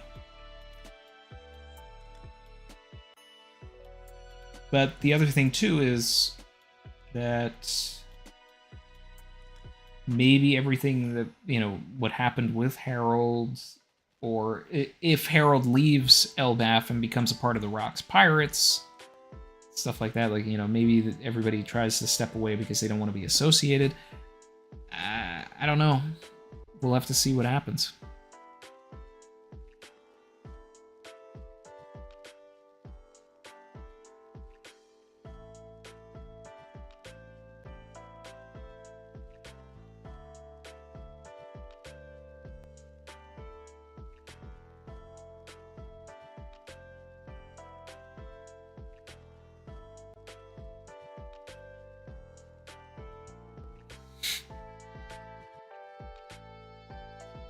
Swish said, wait, where did Caesar get the giant kids from in the Punk Hazard arc? I mean, like, do you think Caesar was extracting the lineage factor from these giants in the ice and then injecting the kids, and then they were growing? And that's why he chose Punk Hazard as a testing supply, because in the ice he had all of this giant and ancient giant blood, whatever that he could possibly draw from. They're all frozen, so it's like Captain America. They're dead but preserved.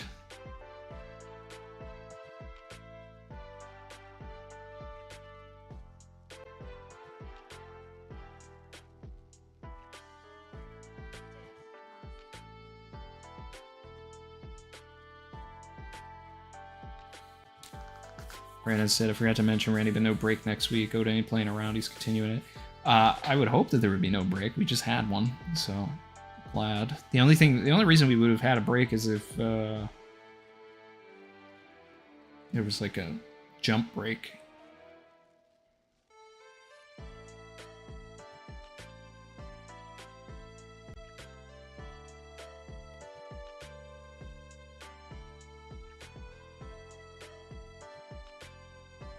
You loyal. Shout out to Locust, member for 5 months, said, saw the new Crypto movie yesterday and really liked it. Oh, Superman was in it too. Is it about to be that time? Superman was great. Go see it. I want more of it. I want more James Gunn DC stuff. So go see and support Superman so that I can have more movies like it.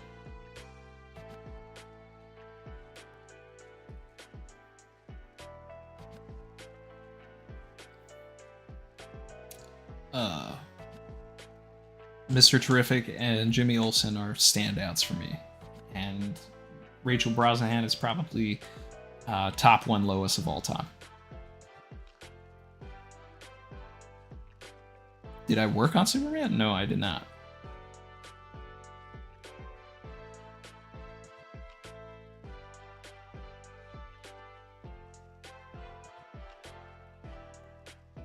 Lucy said reviews from my country hate it. Why do they hate it? What's wrong?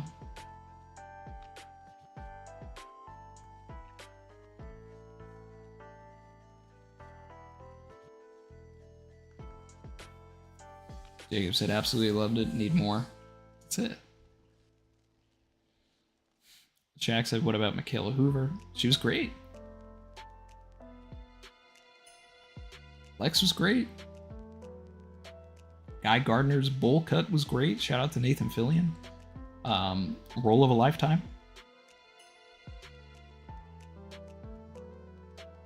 That man's been, you know, there's been conversations surrounding Nathan Fillion playing a Green Lantern for years, and that's why he's like voiced him in so many DC animated projects. So James Gunn like finally acting on Nathan Fillion playing a Green Lantern is great. Now, granted, Nathan Fillion mostly voiced Hal, but him being Guy just works. And also, Anthony Kerrigan as Metamorpho, fantastic.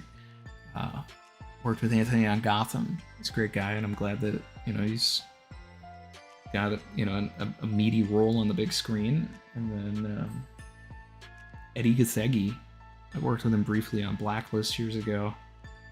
And he's super nice, and he deserves this. He got shafted as Darwin, and he's like, steals the show.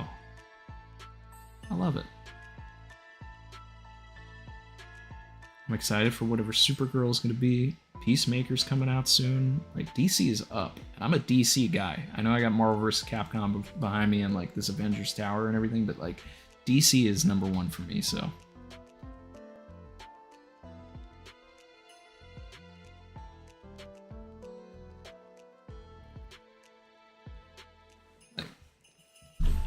I went out, I got my first like themed popcorn bucket.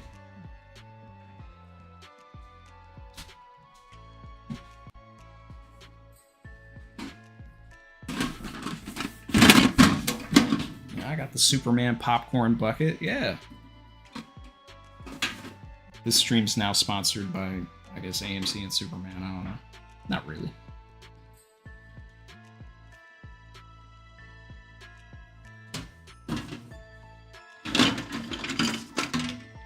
I had to show support. I had to get the Mr. Terrific.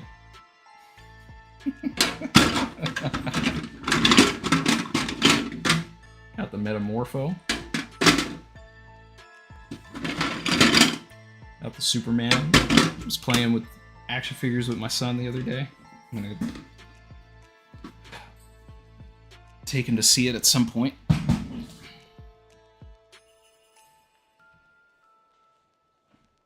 Like, it's great. Chance said my man bought everything. When I got out of the movie and it was good, I said, all right, I'm in. I'm in. I'm here.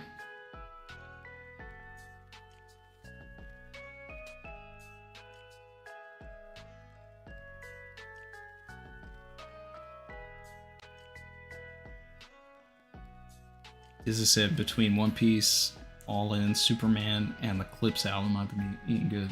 I gotta finish the Clips album. I got to like POV, and I got busy. Whew. But the Pusha and Malice memes and everything on TikTok for the past like month have been great.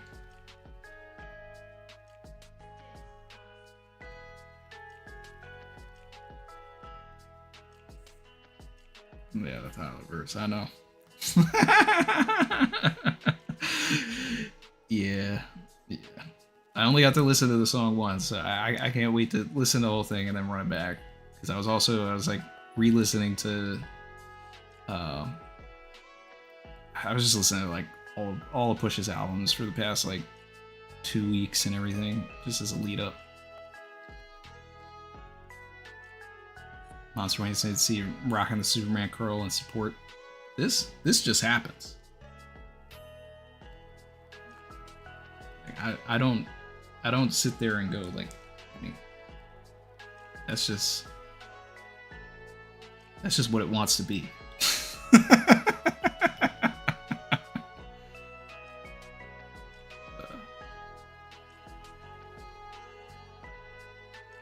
Jacob said, "Love the subtle nods to the OG Reeves movie." I nearly shed a tear when the credits were in the same like font style and everything. The opening credits and the ending credits. I was like, ah.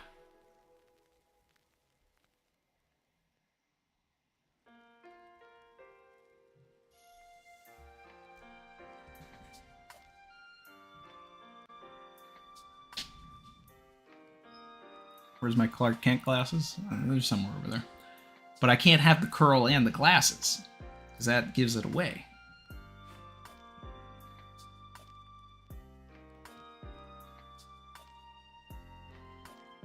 Dizza, why are you even putting those two in the same breath?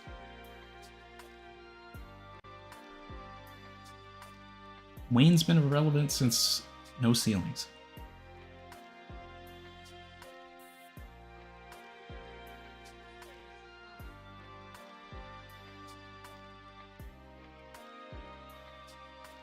Is this a time to start talking about start a dialogue about Push being top 10? Push is top 5. He has been top 5. And I might have to just like put like slash malice. Like it's just clips. And it didn't take this album for him to be it either.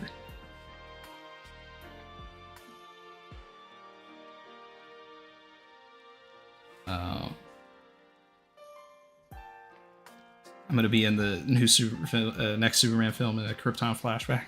No, I'm not. Let's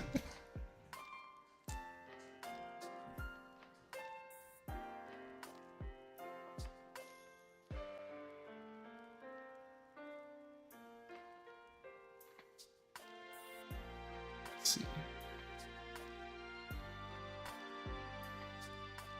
Malik said killing an admiral is not a bad thing. Thank you. Thank you. Exactly.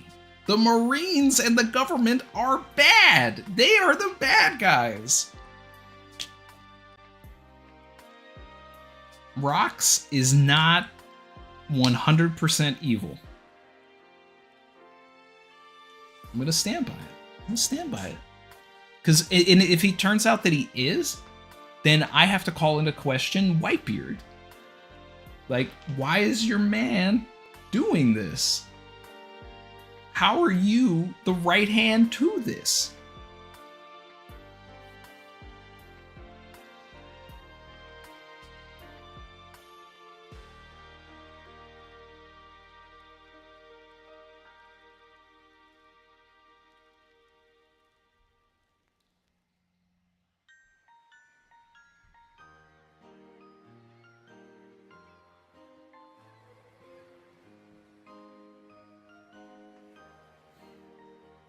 Cooper said, "Randy, if you don't show up in the One Piece live action at some point, I'll cry. I need that in my life." I don't know.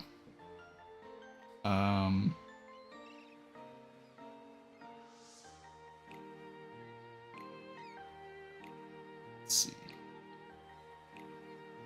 Fantastic Four, Pedro Pascal as Rubber Man is next. I can't wait. Can't wait. July's going crazy.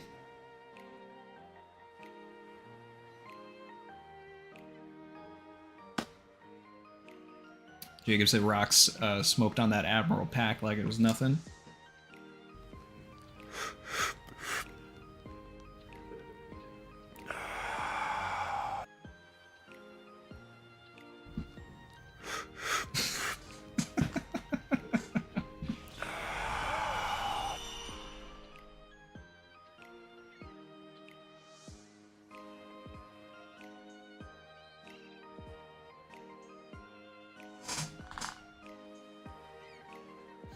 Kip said, "Good point. Why is Whitebeard so cool with Xebec?" That's been my main driving force for all of this entire time. Like, everything what I've been saying, Xebec is not what they are painting him to be.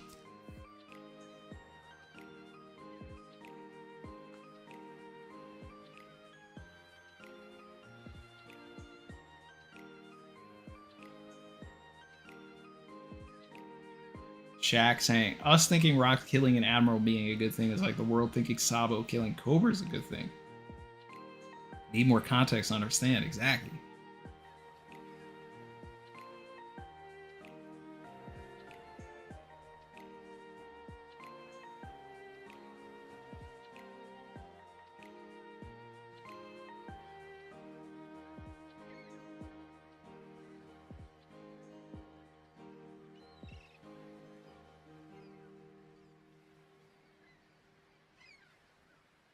Neil said I'm going to go see Superman in an hour. I'm excited to see it. Oh, get ready.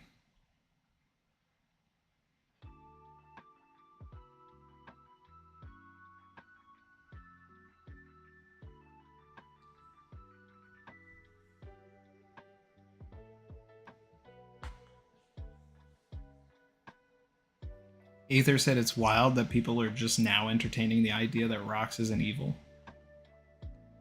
People are finally entertaining it after I've been saying it for like 4 years or something. I've been saying it immediately since that chapter because I was like, oh, we're learning about this from the Marine perspective. I'm sorry, this is propaganda.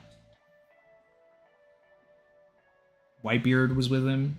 No, this dude is not totally evil. He saved Harold. He killed an admiral for Harold. Protected this man. And even if he shows up like, hey, you owe me, like, that's not evil. That's just ethically ambiguous.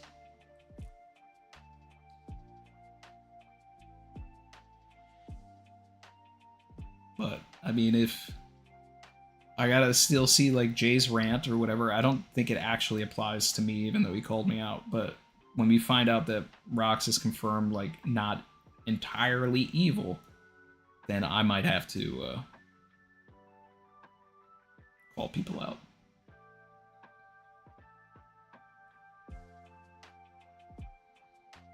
Malik said Xebec knows some truths of the world and was labeled a bad guy.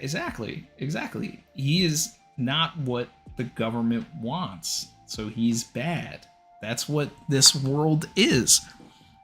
Oda does this all the time. It's like when we get information, and it's reading comprehension, but a lot of people, you know, it's just whatever. It's just like, who is giving the information? You're gonna trust Sengoku? You're gonna trust Sengoku to tell you about Xebec?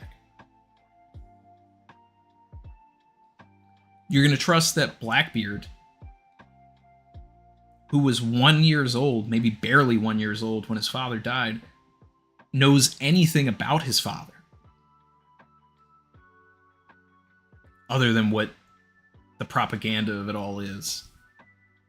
He may not have ever even had a discussion with Whitebeard about him to get the truth or anything, but I think Whitebeard is smart enough to know, like, even if he didn't know at first, like, as he got older, he would have looked at Teach and been like, you're Xebec's kid, aren't you? Because you look exactly like him.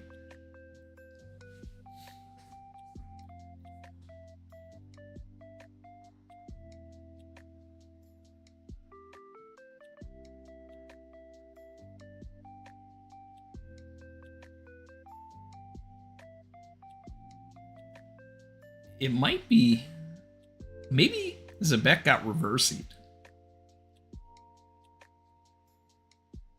That's the only way I could see him being evil. He got reversied.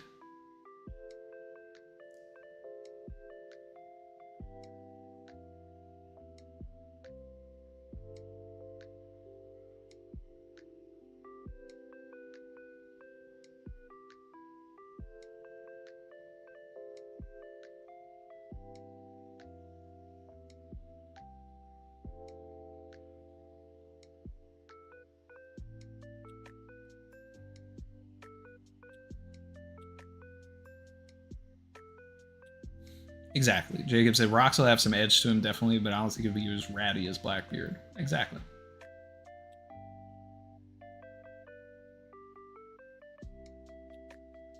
That's all I've been saying. Like, I'm not painting him out like he's a saint. Still a pirate. As I said, he may have originally had the fourth road poneglyph, and he started asking questions at the Reverie, and the world government tried to pack him up, like Cobra. One less admiral later, Xebec decides to conquer the world. Yeah, like I see that this world is being run by people who shouldn't be running the world. I've got a better vision. Whether my vision is right or wrong, it doesn't matter, but I know it's better than theirs, so I'm going to assemble this Rocks initiative to go ahead and take them down. I'm going to find out these truths, I'm going to find these weapons, and I'm going to bring about a better world. I'm going to be king of the world. I'm going to destroy it all, and I'm going to rebuild it in my own image. And it's going to be better than what's here. And Blackbeard grows up. He's like, my father, he wanted to destroy the world. I'm going to destroy the world. But he's not thinking about I'm going to rebuild it in my own image and make it better. It's just, I'm going to do what he didn't get to do. I'm just going to destroy the world. And it's like, you've missed the message. You've missed the mark of what your father tried to do.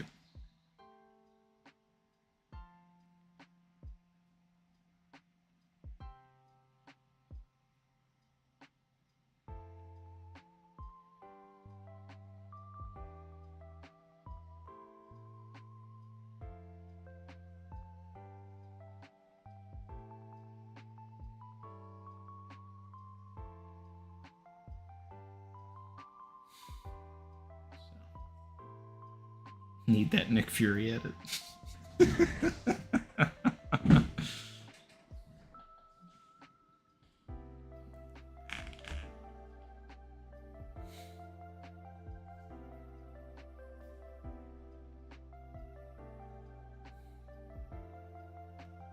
Shout out to Ghostblade. Appreciate the super. Said, how likely you think the latest theory about Rocks being Buggy and Teach's dad is coming into fruition?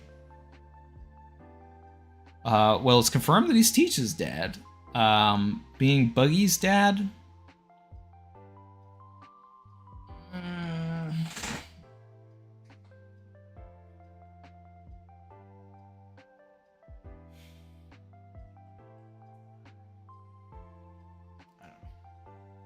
I don't care enough.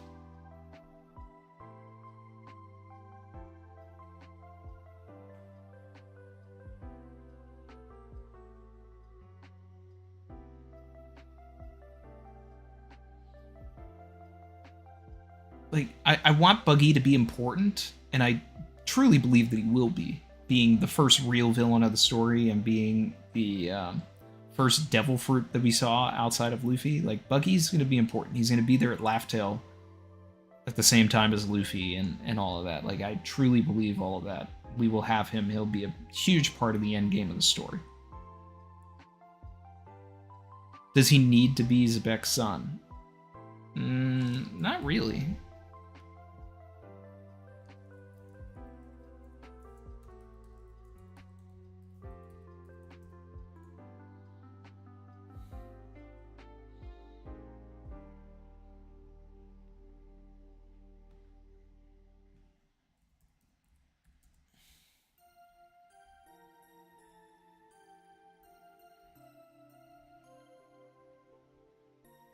He's a year younger than Blackbeard. So they're not twins.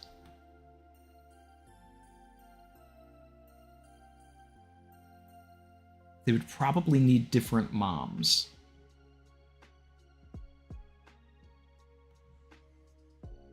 So I don't know. Shin said Buggy's dad's gotta be an Nefertari. You know, I want more context and everything, because, you know, it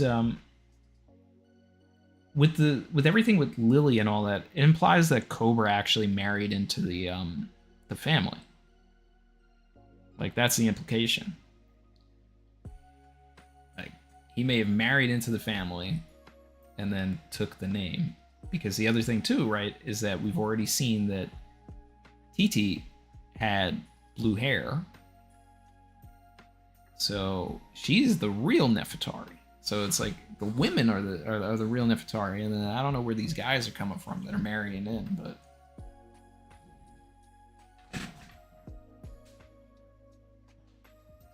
It's a pretty progressive nation.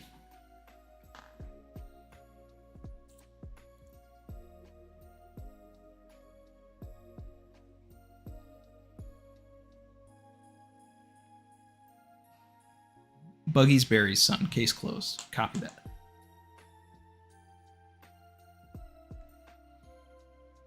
Vivi's mom and Rox had a rubber baby buggy bumper.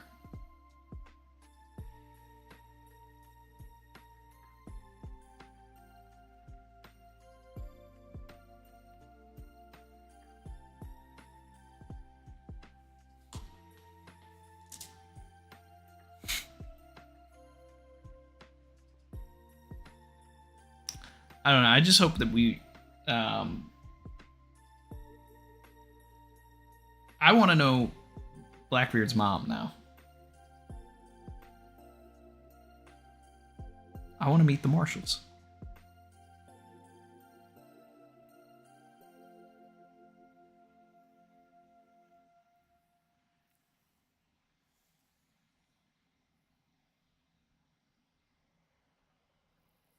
Saeed said we know Lily's younger brother was the one who took over Alabasta. Right? I'm just saying because Cobra doesn't have blue hair, I feel that he married in.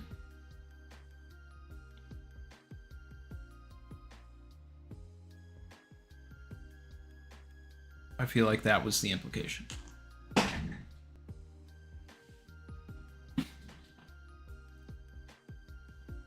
Because TT also like looks like Vivi, looks like Lily, so that's regardless of yeah, you get me.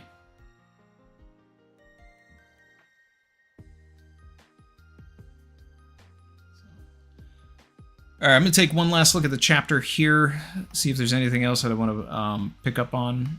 This is a monumental chapter. The people that were reaching out to me to avoid anything and all that, they were right to do so. I was not spoiled.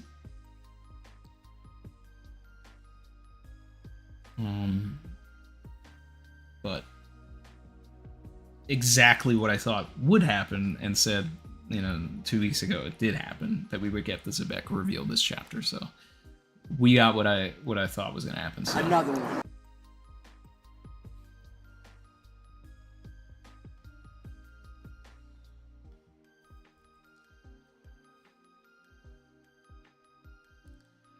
I'm glad that they didn't actually stab Loki's eyes out, that he just covers them, because that was something I was like getting worried about.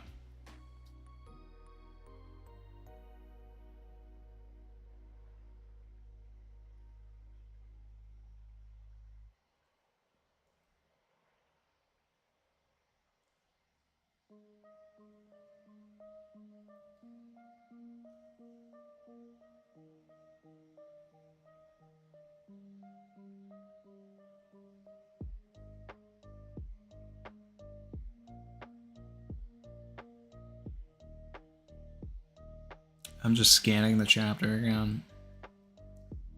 I like that Ida started the bar that we saw when, we were first introduced to Elbaf, basically.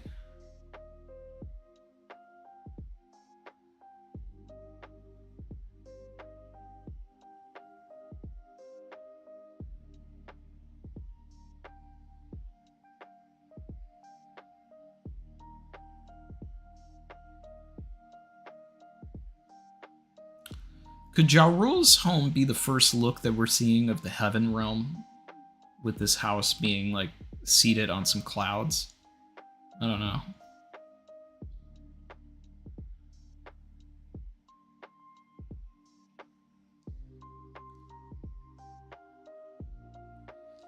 See, the thing, too, is that Loki kind of sucks as a kid, right? He's a brat, he's a bully. Thinks like celestial dragons, and I kind of feel like that's maybe also why Xebec like pushes him away and like doesn't actually let him on the crew, because Loki sucks.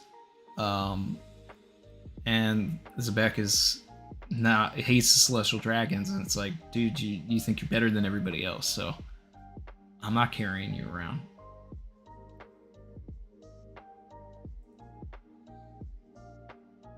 Hopefully Xebec is going to be able to like kind of turn Loki away from thinking like this. And then it's more so that like he couldn't escape what he did for so many years, Boy Who Cried Wolf and everything, that it didn't matter if he tried to be good after this. He already ruined his reputation.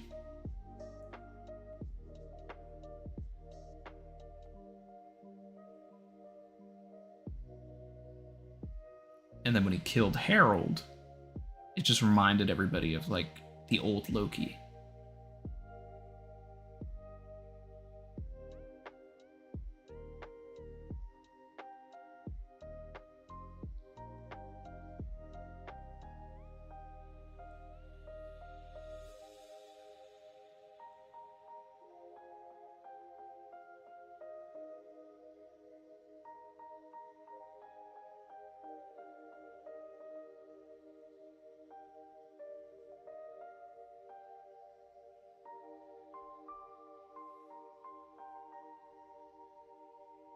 I like how one of them casually just ripped the top of a mountain off for no reason. Like I didn't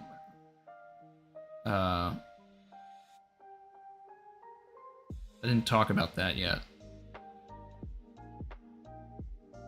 Like there's kind of no point for them to even do that. It's just so reckless.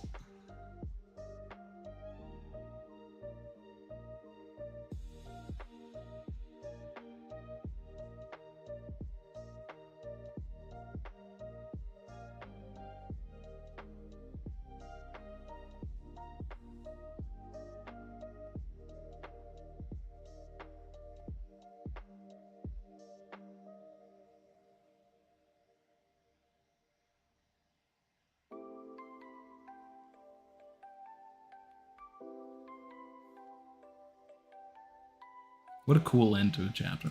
I love it. Alright, let's see what everybody else is talking about, then we're gonna wrap up.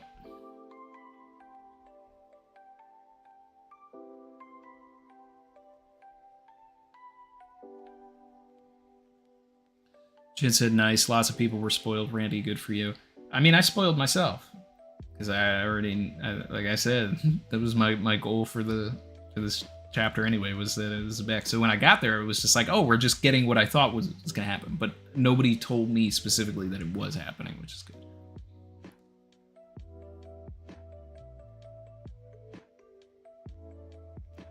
Barry said lying to Harold about his eyes was diabolical. Absolutely.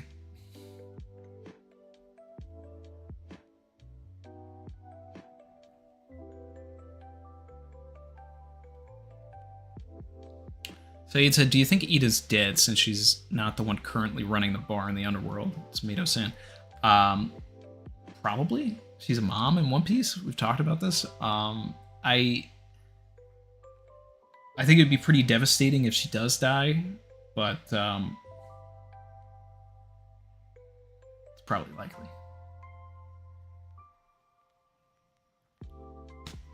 I don't know. That's why I fear for Ripley.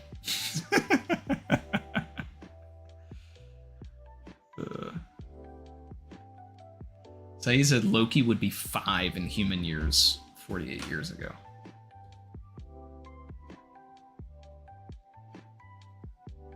That's crazy to think about. But in giant years, he would be 63. He'd be like 20 here, though, wouldn't he? No, it's not 63 to 43. It's 63 to 48. So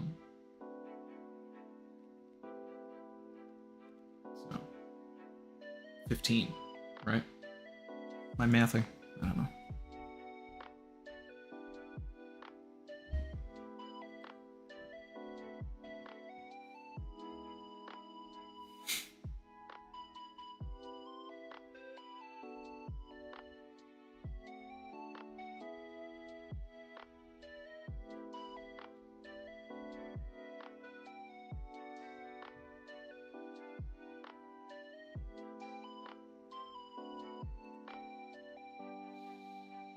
He was a competent swordsman. Yeah. He could have done it.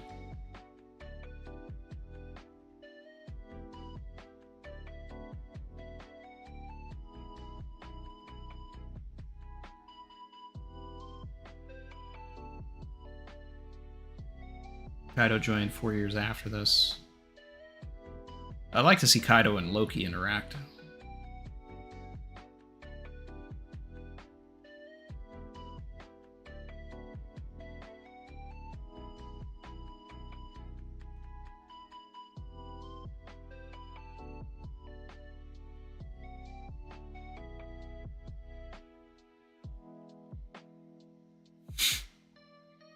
Cone Killer said Grand Line review had Xebec in the thumbnail on Friday morning.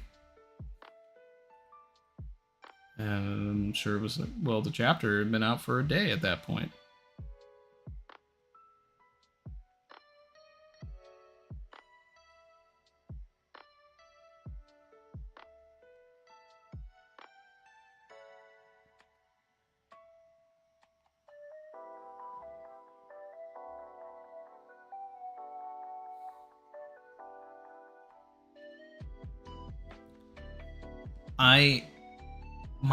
See, the cool thing is, like, and it like sucks and it is cool at the same time, is where, like, I actually don't consume pretty much any One Piece content on YouTube anymore. So my YouTube algorithm does not suggest it to me anymore, so I don't get spoiled anymore.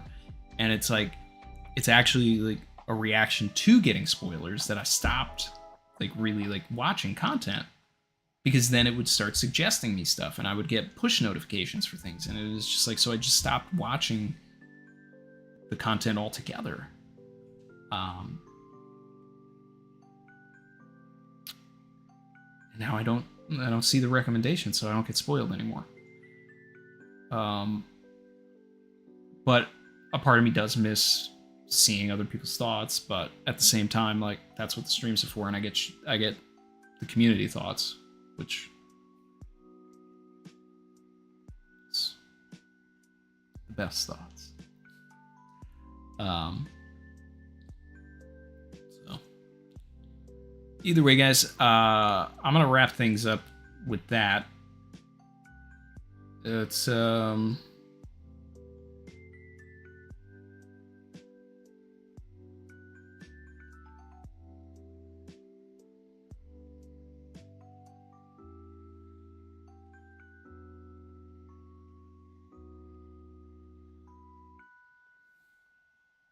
here's what you gotta do, unfortunately. Yeah. But this chapter was great. We've seen Xebec. Now, the chapter I'm more worried about is next week, because I feel like next week we're actually going to get some legitimate lore and context. It's gonna get spicy.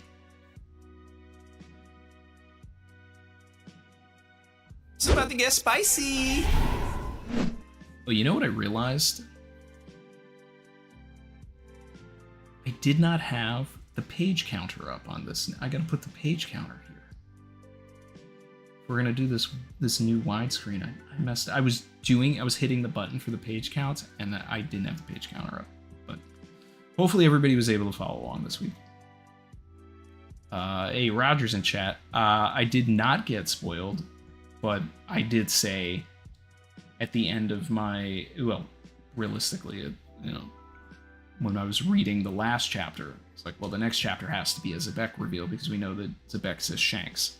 So, and having this be like a backdoor Xebec flashback helps us when we get to God Valley, because then we don't have to spend too much time like explaining who Xebec is.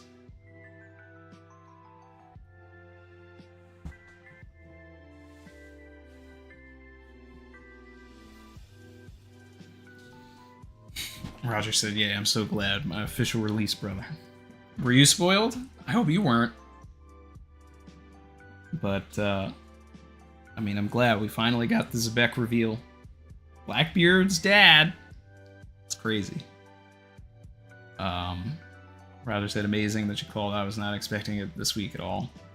Good, you weren't spoiled.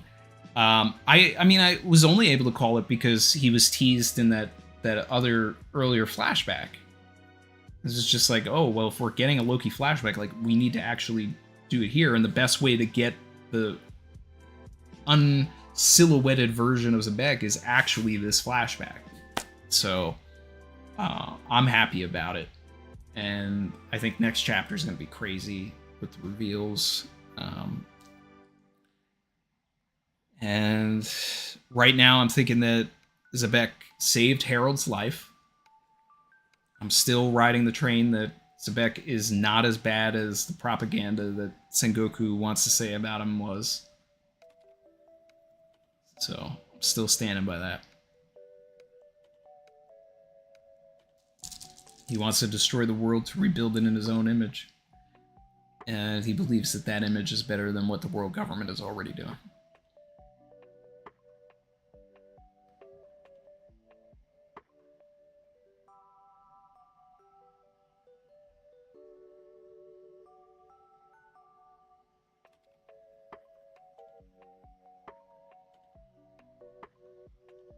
Chaos Pudding said, I'm still coping for Xebec for the awakened Chop Chop.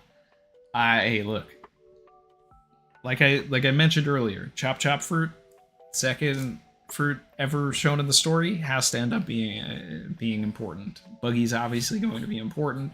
Whether or not he's connected to Xebec doesn't matter. But I like the idea of him, that's funny that he would have the Chop Chop fruit, but I think he has to have something that will Ghost Rider his skull, because otherwise why is his Jolly Roger a flaming skull unless he either has the Darkness Fruit, has the Maramara no Mi, or some other ability that will allow him to manipulate fire in some way.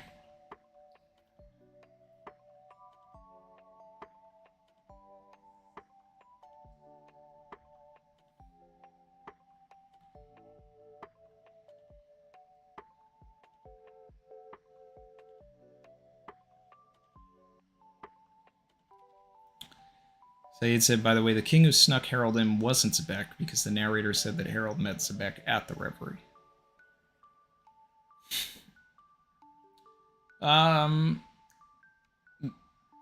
That's good context.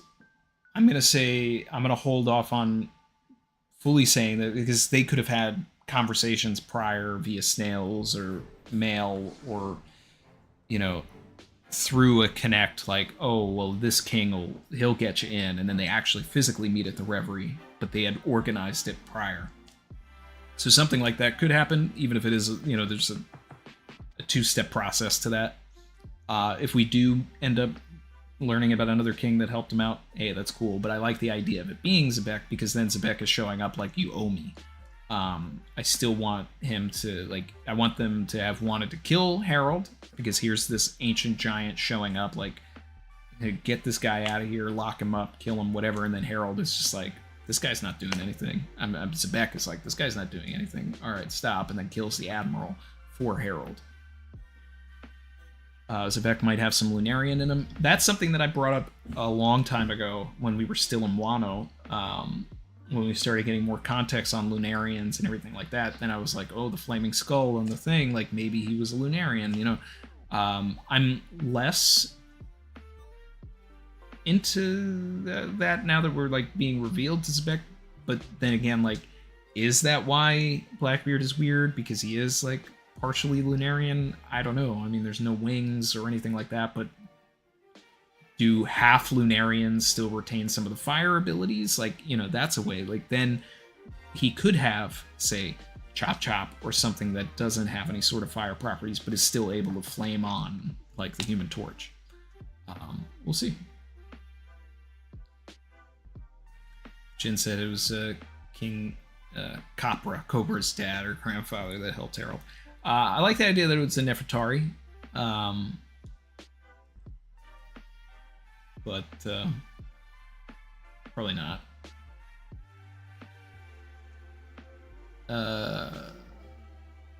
Kip says Randy has a sentinel behind him, I think. I do have a sentinel behind me.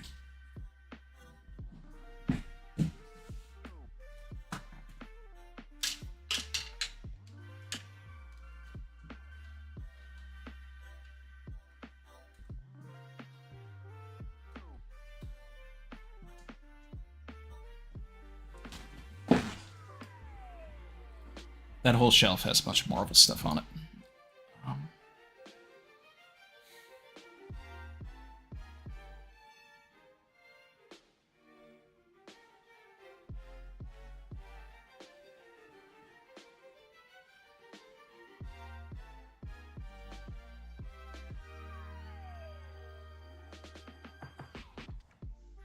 Let's see.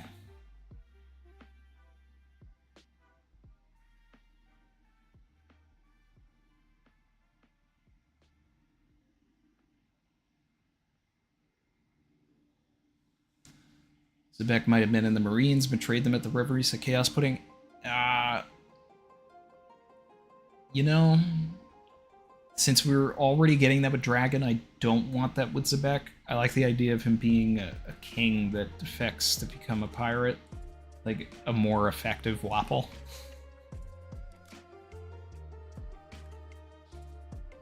Big Stinky said John Krasinski, Reed Richards was too awesome. I don't like Pedro as Reed. I think we're going to watch the movie and we're going to love Pedro as Reed. I mean, Pedro is more of like a Doctor Strange type. You know, like if I was casting MCU, would I think of Pedro for Reed? No, I would make him like Stephen Strange or something. But my concern with Pedro is that he's supposed to lead the MCU for, you know, however many years, and he's already like pushing 50. But what the MCU needs right now is a charismatic, good actor. They need a new Robert Downey Jr. or somebody that can actually like hold their own against Robert Downey Jr. in these new movies, and Pedro can do that. You know. So now, John Krasinski was great, but they also nerfed him by getting him killed by Wanda, and they should have never done that. So, I don't know.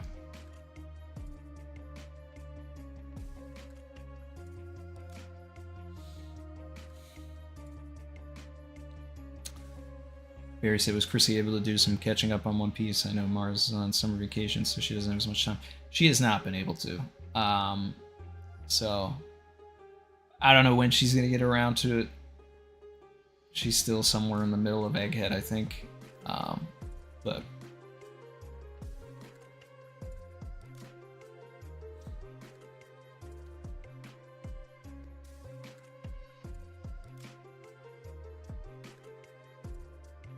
Shin says Doctor Strange 2, not a good movie. Chrissy approves. Doctor Strange 2 is my bottom MCU.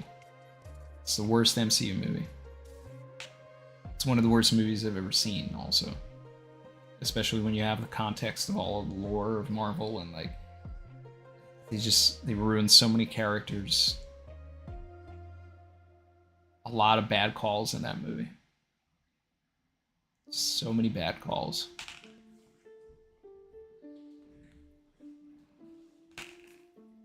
They thought they were being clever with that all those cameo scenes, but like killing all those guys was so not the way. Like those, like when you show new characters like that, that's your opportunity to let those guys be cool. And they did it wrong. Yeah, they did Xavier so dirty. They did all of them so dirty. Like, how are you supposed to... How... I'm fine, because I read comics and I know that, like, fantastic. Reed Richards is, like, one of the top superheroes of all time and, like, you know, can hold his own. But average moviegoer, they're going to go see Fantastic Four and they're going to be like, I just saw somebody else play this guy and get turned into pasta. How am I supposed to believably expect him to go up against this threat, this threat, this threat, and all that? And they should have never done that. Pretty sure, like, someone's brought the movie up before, and I've said this every time, but it's like, it would have added probably another, like, $20 million to the budget for just paying actors or whatever. So probably like $50 million by the time it's all made. But there should have been another universe where it was like stupid, awful, bad versions of like Jeremy Renner, Chris Hemsworth, Paul Rudd, Anthony Mackie, you know, whatever, like the Avengers that we know, but they were ineffective, bad versions of those guys. Because we already have the good versions. Kill them. Then you go to another universe, and then you have Peggy Carter, Captain America. You have Krasinski, Reed Richards, Xavier, and it's like you have the Illuminati be effective and then like help Doctor Strange take down Wanda. That would have been cool. But they're not saying, hey Randy, what should we do? Yeah.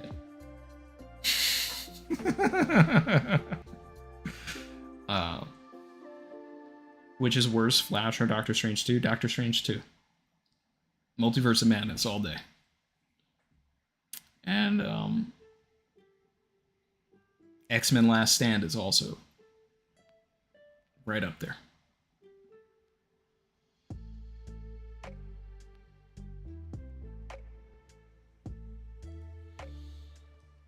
Anyway, I'm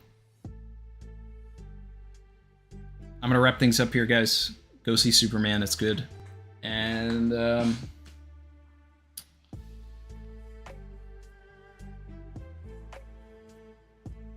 that's it. I'll catch everybody for 11:55 next time.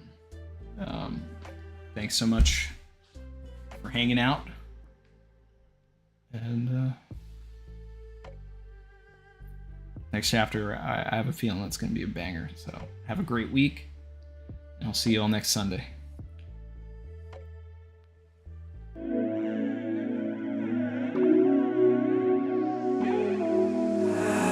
I've been swimming deep, deep. Savage.